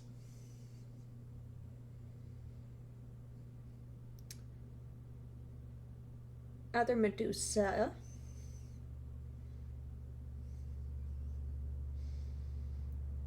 like they kind of came and went as in waves, but the ones that you saw the most were the harpies, the basilisks, the centaurs, and the cyclops. And they were patient, waiting for the final sundown before they were allowed to sacrifice you, basically. So it was torture first, and then when you were ready for death, that's when the sacrifice was going to take place. That's what you remember, at least.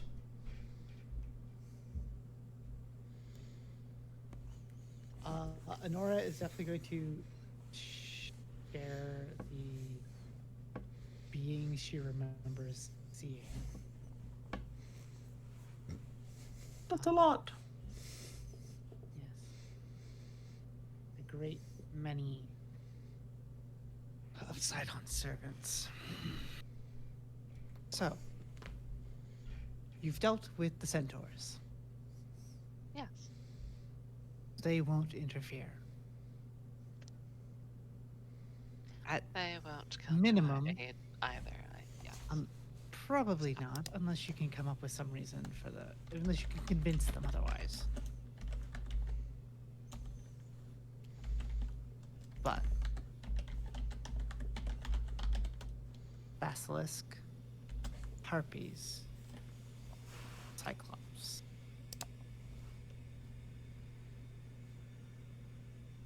And who knows what else after the flames took the forest. Sorry. Again. Didn't mean to. Yes, I'm. Unfortunately, not meaning to do something still has consequences. I So- am well aware. Yes.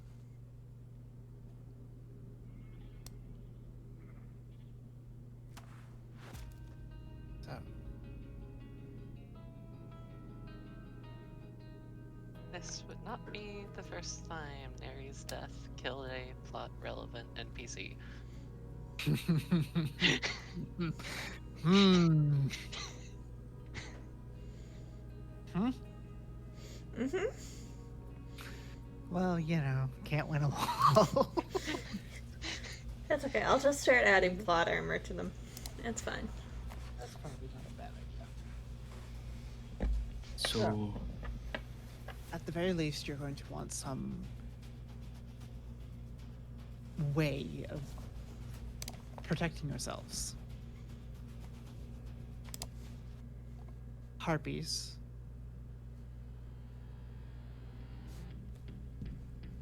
Going to want some way to take down flying opponents. basilisk, you're going to need a way to protect yourselves from the petrifying gaze. Or reflected on them.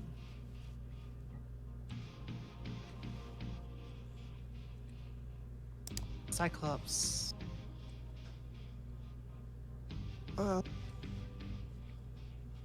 If you can blind it, it's a lot easier to deal with, but that's a tall ask at the best of times, too. Especially something so large and powerful. I mean, blind it. Maybe not Maybe. kill it.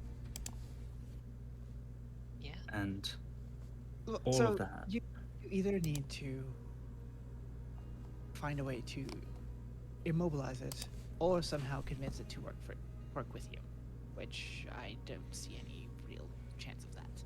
But Me either. And all of that is after we decide who we are going to replace Medea with as a sacrifice for Sidon. Right?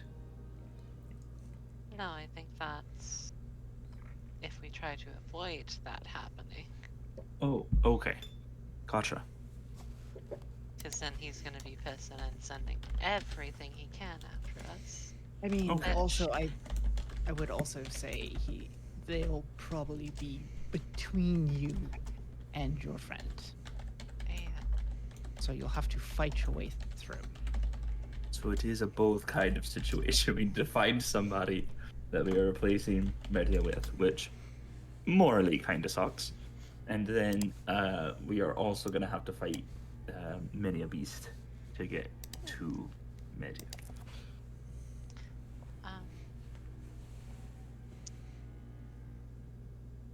Toka, I know you are not happy with either of us right now, but your input in this would be appreciated since we are supposed to be a team and work together. And you're very smart. Toka has been like what I've been doing here. She's just like sitting, like leaned back, like arms crossed the entire time, just silent. But when you do say that,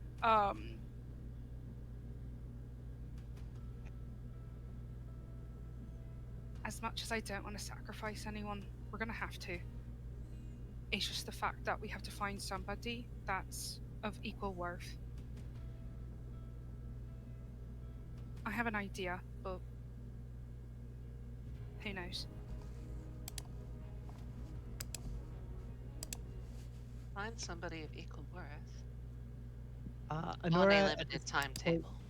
gestures for her servants, or her father's servants, to My lady. leave the room. Yes, ma'am. And they, leave in such a manner that it's kind of weird because they all do it in sync. And they're just gone. What the fuck? Bossing say up in this bitch. There's no war in Astoria. Bossing say. There's no war in Astoria. Because that's the servants of the god of war.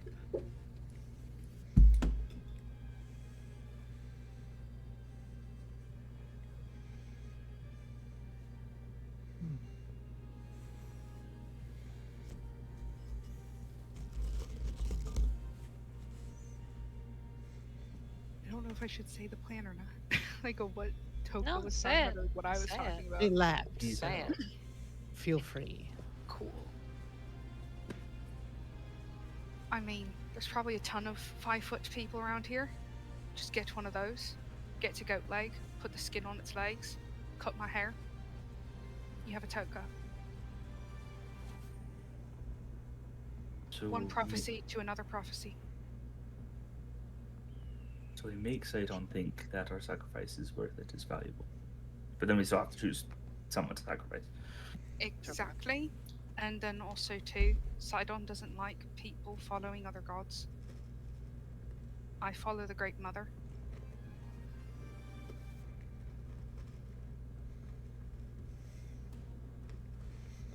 I don't know enough. Toga, She's I know gonna, that you're like, trying to. look. I know you're trying to rescue your friend, but I didn't go to all that trouble to sacrifice any of my people. So,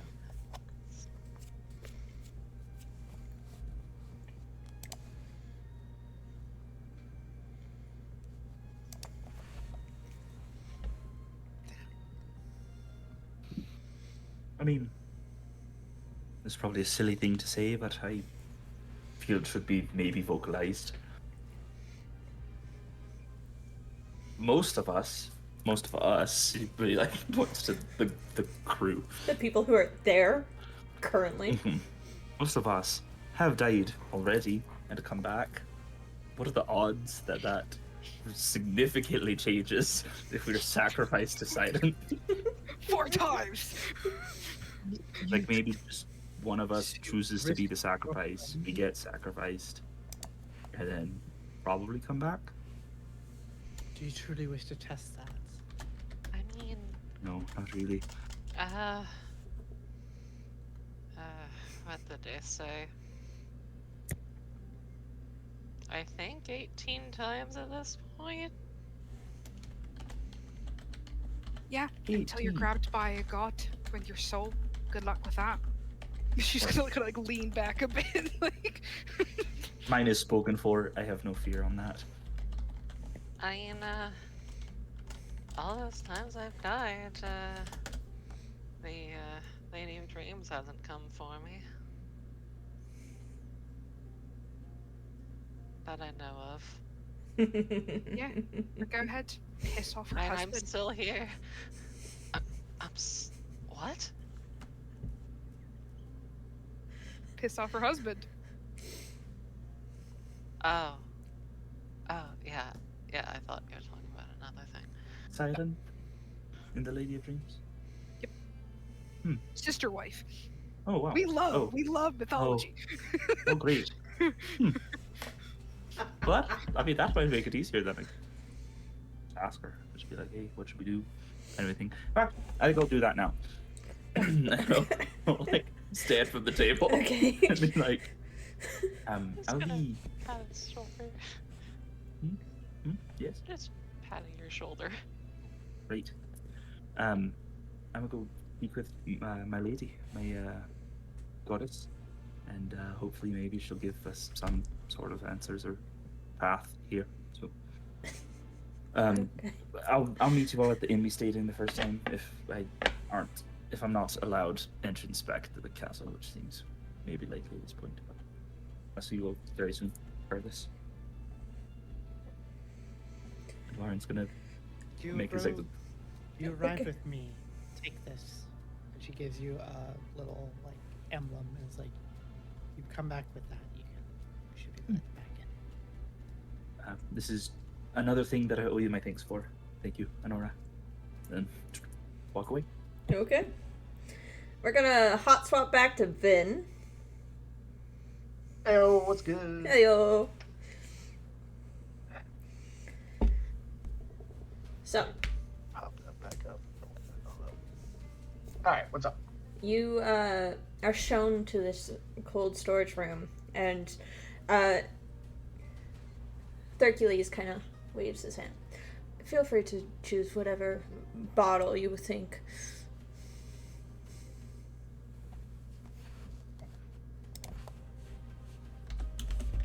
You would like.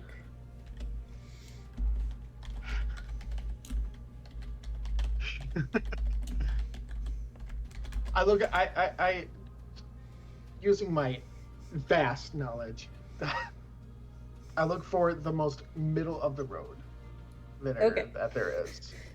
You see one that is about 3 or 4 years old. Ooh, nice little bit of age to it. Yeah, there's a little bit of age, and it. You can tell that it was made out of like, with a lot of love and care, kind of thing. Like the hand labels are all handmade and whatever. And Articulus goes, perfect. Here. I take the bottle. I look at it. Can I glean anything from this by chance? Okay. What do you want to glean? You could say no. What? Hold on. What do you want to glean first, and I will determine whether or not you can glean shit.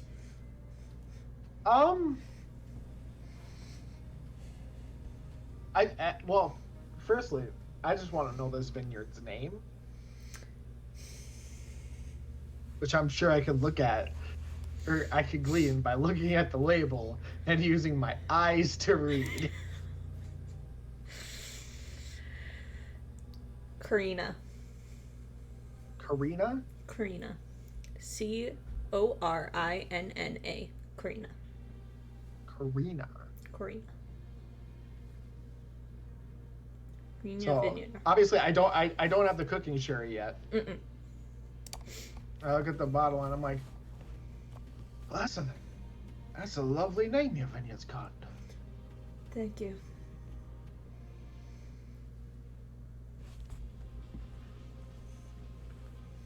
I ask, what was the inspiration for the name?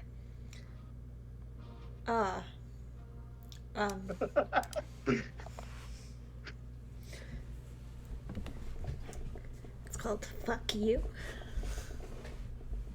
Okay. No, you see that his smile kind of tightens a little bit. It was named after my daughter.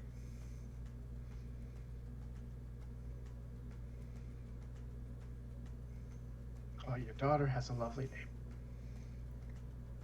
Thank you.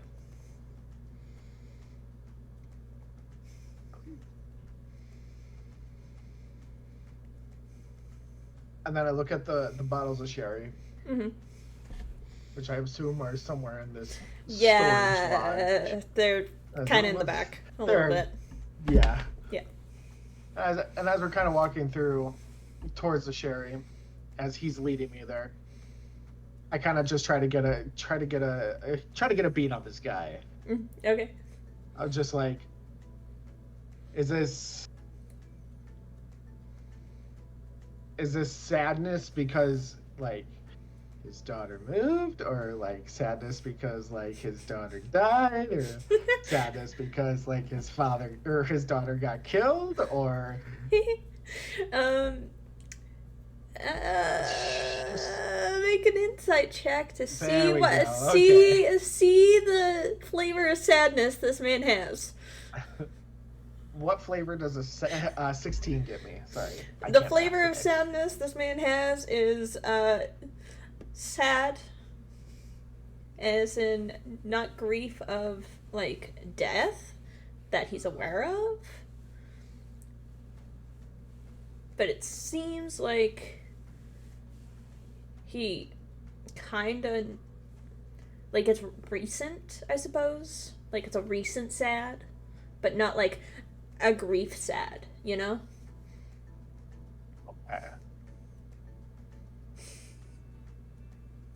Good luck. Wonderful. That changes my plans. Okay. I'm going to grab the most middle of the road bottle of cooking sherry. Okay, alright. And then I'm going to look back at Theracles. Yeah. I think his name is. Theracles, yeah. I'm going to look back at him and be like, I know this is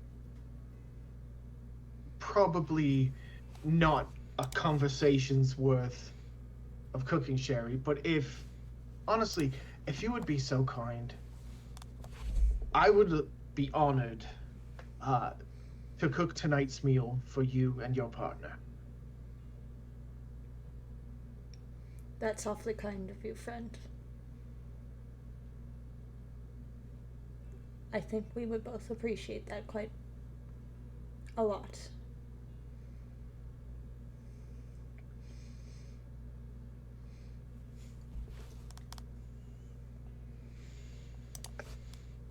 I get to cook today. You do get to cook today, and as you say that, we are pulled away from the vineyard and away from the city of Historia. We are pulled away from the castle and where the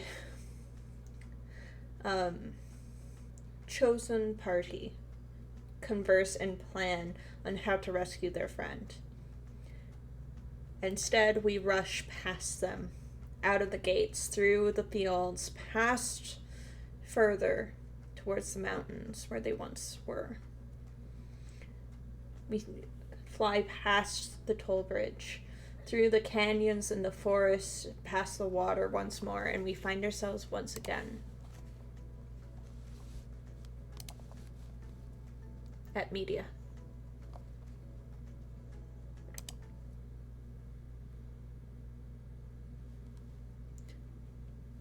It's difficult to say how long it's been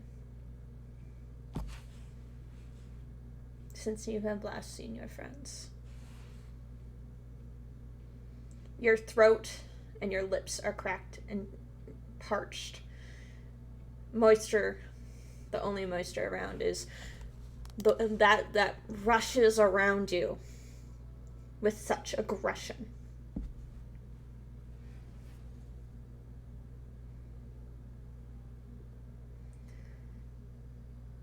The bird-like harpies continue to circle overhead, and you stare up at them defiantly.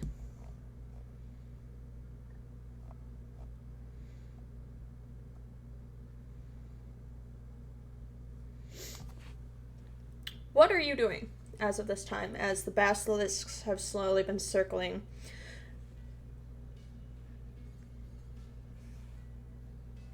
around, closer and closer and closer?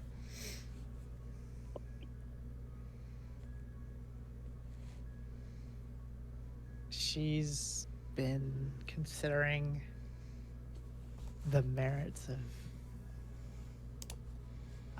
taunting the harpies. Mm-hmm. Try and provoke them into approaching so she can, like, strike one of them down before she goes. Mm-hmm. She's starting to lose hope a little bit. Okay. But she's still been slowly trying to work on that same chain. Okay. Keep trying to break it. Make a... No, you don't have thieves' tools, but make a dex check for me. Or a strength check, your choice. Dex will be a lot better. 17. Unless I have exhaustion, in which case then I gotta... I would say you do have exhaustion. You have been chained to a rock for 2+ days. Okay. I apologize, but No. Damn. I really wish what you I really get? wish I got to keep that one, because that's a nat 20. Dang. But you do have the 17 still. So it is difficult to say whether it is rust and the chain giving away.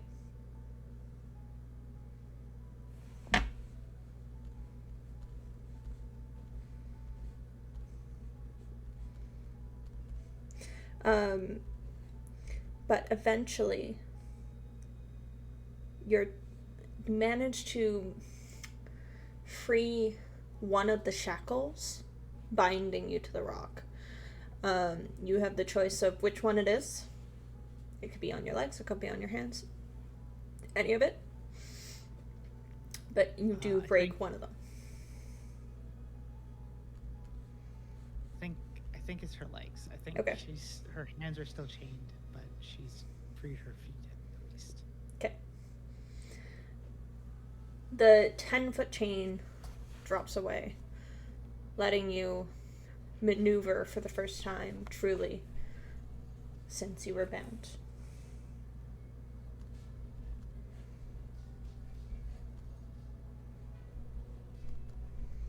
It's a relief, and it's a weight taken off of your shoulders.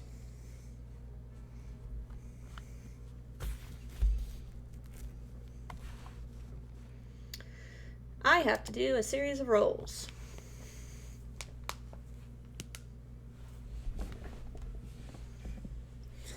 Alright, so you're still bound via the hands. Okay.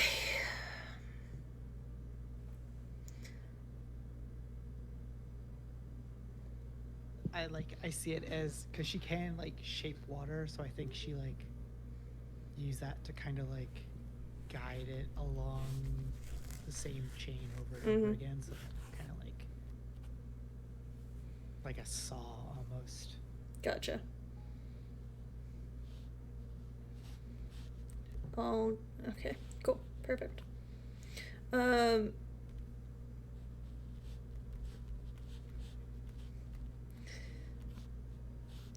Sorry, there's a lot happening on the side here, and I'm trying to play hot potato.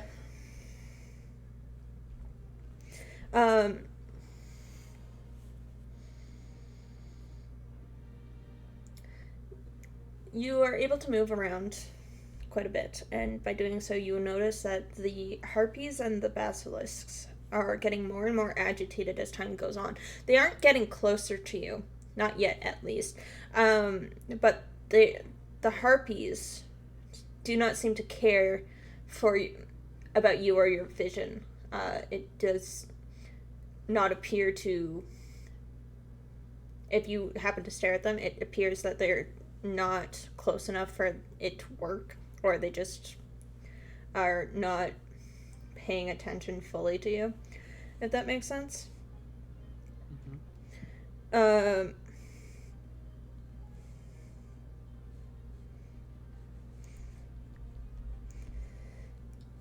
And the basilisks too are also getting a little bit more agitated. You can see the more acid-like coloration of their skin and scales and their eyes as they circle around this rock. And as they notice that you have freed yourself, you can hear the hissing grow and increase, as well as the shrieks and snarls of the harpies as well. You still have 2.5 days before all is said and done. I need you to roll a D100 for me, please.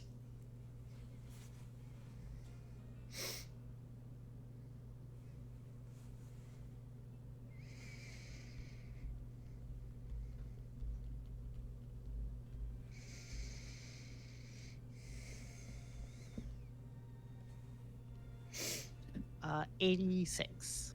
86.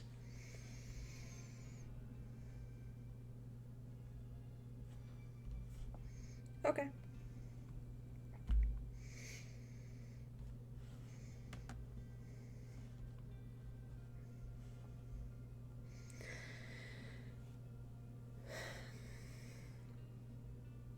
Eventually, hours begin to pass, and finally, it's as if something changes, something snaps.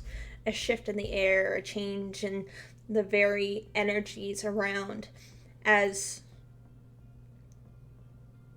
the harpies begin to dive. Their sharp claws and razor-sharp teeth extended.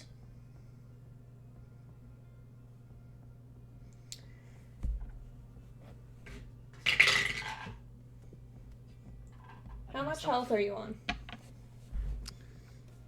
25. Cool.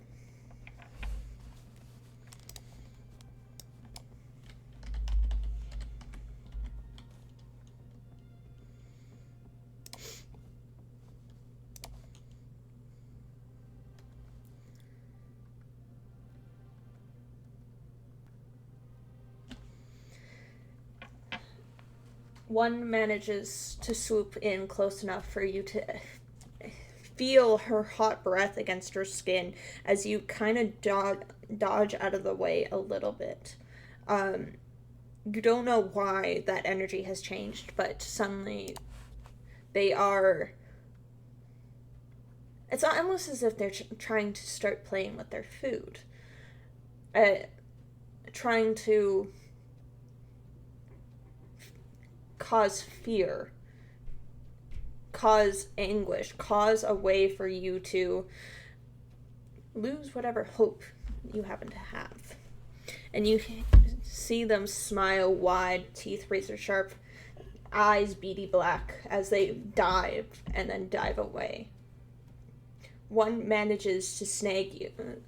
Their claws manage to snag you in the arm before they dive away, leaving a long scratch. You take 1 point of damage.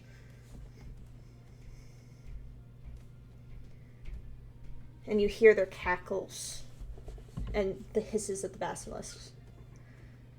Your time is running short.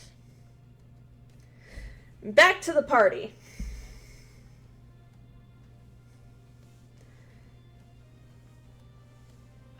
What have you guys decided? Emphasis on the part of party. Part of party.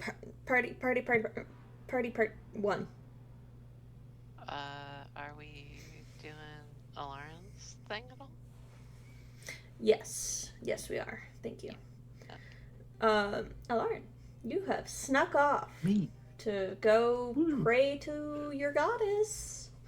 So, Right. make a religion check for me, please, as you make your prayers. Sure. Yeah. So we'll find a just a quiet part of the city, maybe like an alley somewhere. Bustle, he doesn't mind as long as he's not like in people's way, right? Yeah. And he'll sit down to be like, great lady of dreams, I just come to you with questions, so seeking answers about how best to appease that which you know well, Sidon, without having to offer the princess that we saved or one of our own. He said a religion check. Yes, sir. You're so good at those. You're so good at those. It was a natural one. It was immediate. It like didn't roll at all. I threw it down and it was like, this is destined. Natural one. Which is a total. Hear me out. Yeah. Total of 2. Wow, a 2, eh? Yeah. Not to toot your own At least horn, but 2. it's a 2. Hit him with the at least 2s in the chat. Yeah, can we get at least 2 in the chat? Well, you try to reach out to your goddess, but it does not seem that your prayers are heard. And there is no answer from her. You can't even feel her presence. It's as if it's a waning moon, where normally you bask so brilliantly in her presence and in her power.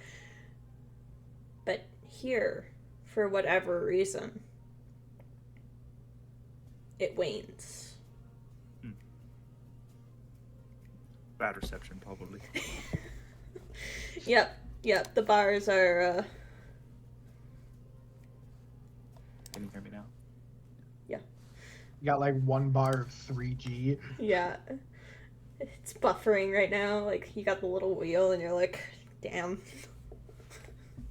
Used all my minutes for the month. Yep, exactly. So, Well, unfortunately. Not entirely helpful. He'll just sit there for a bit longer. Then eventually make his way back to the castle, I guess. That's all I had. Alright, you eventually make your way back to the castle, showing the guards at the front the token given to you by the princess, who they then let you in as you rejoin the rest of the party. What do you do when you approach them in regards to, talking about your prayer or whatever else? Do you lie to them? Like when I... Yeah. No. I'm back with the party. He doesn't offer information. He just kind of nods, walks back to his seat, sits down. How did it go? I'm still waiting on a response. It's not always that the gods just immediately speak back to you, right? She left you on voicemail. I'm sure she's busy doing other stuff. She's a very important job that she does extremely well. So Toka, who's the other, like, I follow a god to get my powers kind of shit, is just sitting there going, it's fucking bullshit, but okay. Like in her own head, she's just like, that, okay, alright, whatever. don't suppose y'all have come up with a brilliant plan in my absence? Buckle. I mean, we have a bit more understanding of the dangers. We could just take it as it goes. Get I don't know, maybe something to like help us against the basilisk. As it stands, our group isn't really hurting for ranged options. Blinding Cyclops, I don't entirely know about, but right. that would be about it. We know they're not the smartest. I could try and make a noise of their sheep again. Maybe. True. Who knows if they'd fall for that again, but I really don't think that, like, again, stupid idea, but maybe it should be voiced, maybe not. We don't think that, like, talking to Sidon when we, just show up, free Medea, have a conversation with him, we don't think that's gonna go well, right? he wants all of us dead. And you're talking would suggesting not just putting us directly in front of him for the slaughter, when we are not capable of fighting him yet. That is fair.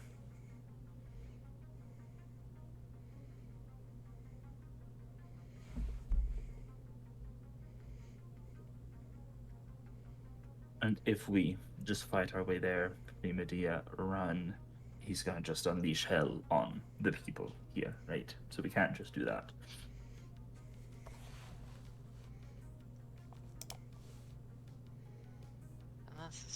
Unless the centaur sacrifice somebody. If they have anyone he deems worth it. Assuming they would be willing as well. But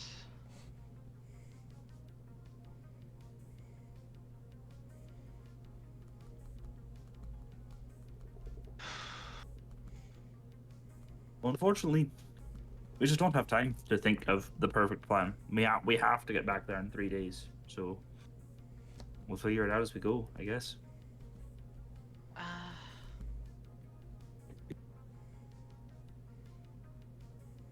wish we could speak to the Oracle. Or just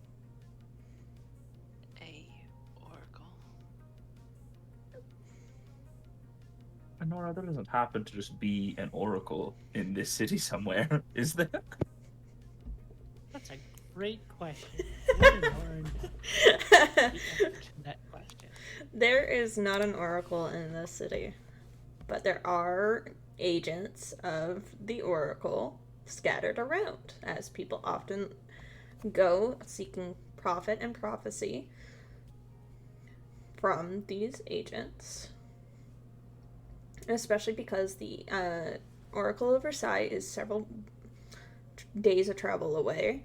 So most people cannot approach, especially as the lands themselves are quite hostile to individuals. So there are oracle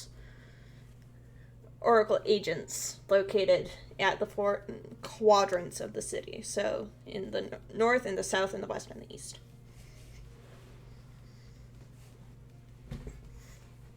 I'm remembering now. I'm remembering it now as well. It's been a few months. That the specific thing why Enora agreed to get sacrificed to Sidon was to prevent Sidon from laying siege to Astoria. But then we had to get her back because then Pythor would have just laid siege to everything else.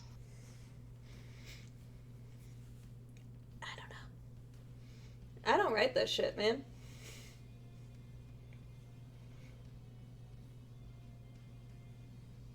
Yes, he would have broken his oath. Yes.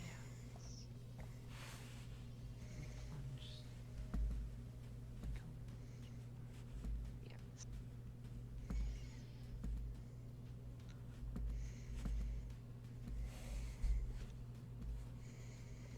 So, seeing as how that's clearly not an option that anyone wants open warfare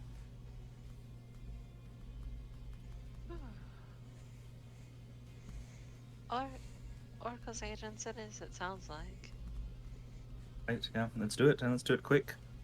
We're not wasting any time getting We back still to need to Lydia. find Vin. Right. Are we gonna have time? I'm sure he's just waiting for us outside of the castle. I'm sure he just didn't want the audience of like the king and all of that pressure and stuff. So I'm sure he's He's just not going to abandon us now yeah, after everything no, we've done together. yeah. He's No. waiting close by. He'll join us. He knows that we're going to have to go on the road like immediately after Right. we're done here, right? Yeah, no. Yeah, we can just go to whatever place sells like anti-basilisk devices. Like a mirror. Mirror, hey. You do realize where you are at the moment, yes? The castle of the king. I'm Right, sure Castle we of the- have some polished shields somewhere. That would be great.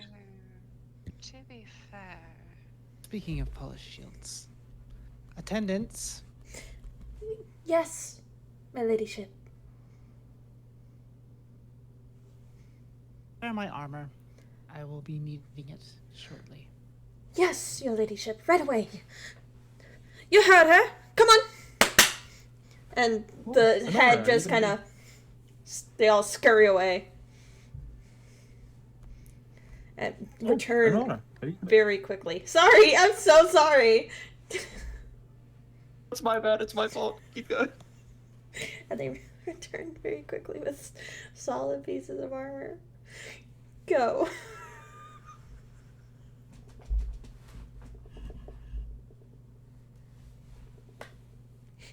Oh, Nora, are you gonna be doing some fighting or something?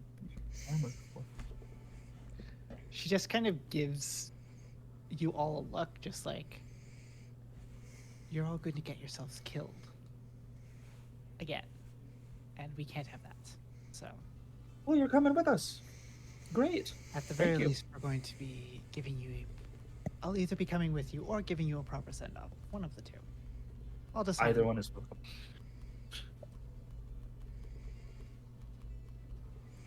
I want to say about 2 or 3 hours have passed, by the way, since your audience with the king. So something to keep in mind when you have about 2.5 days of travel left.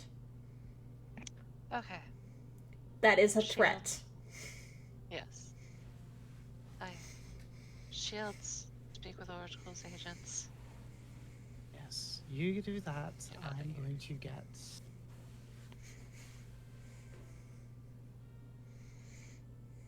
Well, we'll see. We'll see what I can round up. Go, find your oracle, find your friend. Appreciate Right. it. Thank you. Mm. And we're off. Yep. Are you coming with us, Toka? What am I gonna do? Just sit here? Glad to have you. Even She, if we as aren't- as Neri says, glad to have you. She just like, just her lip goes up, just like, ugh, and just keeps walking. Even if you aren't. Olorin just like Toka's emotions.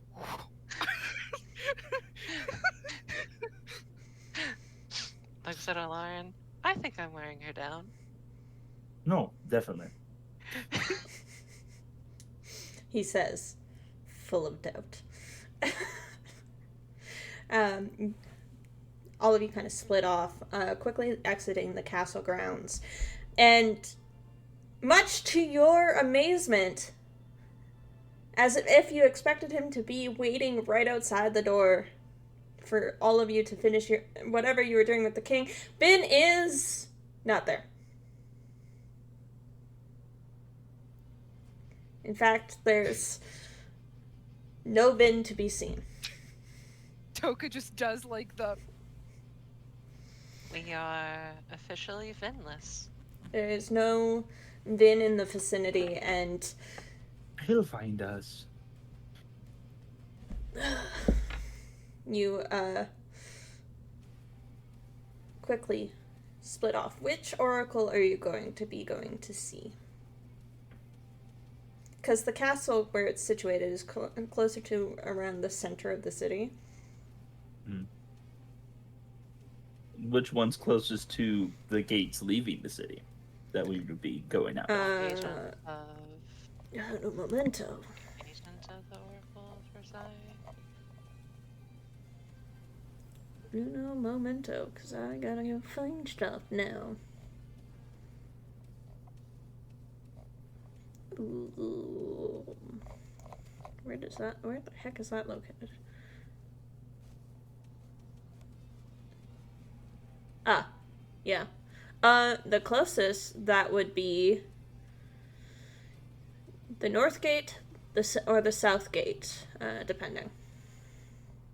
Or, yeah. I think we were leaving out of the North Gate. Yes, you were. So might as well go to the one at the North Gate. Let's do it. Right.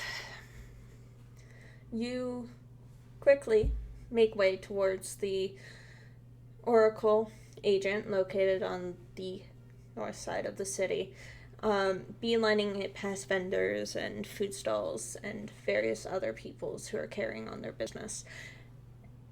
Approaching this small, tucked away little temple that seems to be shrouded in shadow. You approach the three of you. Do quick math on that. As you do so, you notice that the braziers kind of light as you approach with a purplish flame, as if expecting you and welcome you inside. And as you step towards it, that is actually where we are going to leave it for tonight. As I am aware that it is time zone o'clock for a lot of people. And a lot of people have had a really busy and or eventful weekend, so we're going to end it here. So thank you so much for joining us tonight of the Legend of Odyssey of the Dragon Lords or the Mythic Saga, depending on where you watch us. We are on YouTube as well as, we are on YouTube, and we're going to try to start doing TikToks and stuff, hearts, and things like that. I hope you enjoyed tonight's episode. Yeah, that's it for me. Everyone else say goodbye. Goodbye. Bye. Hasta luego. All right, perfect. And with that, thank you for any raids, thank you for any follows. We hope you guys have a wonderful rest of your night.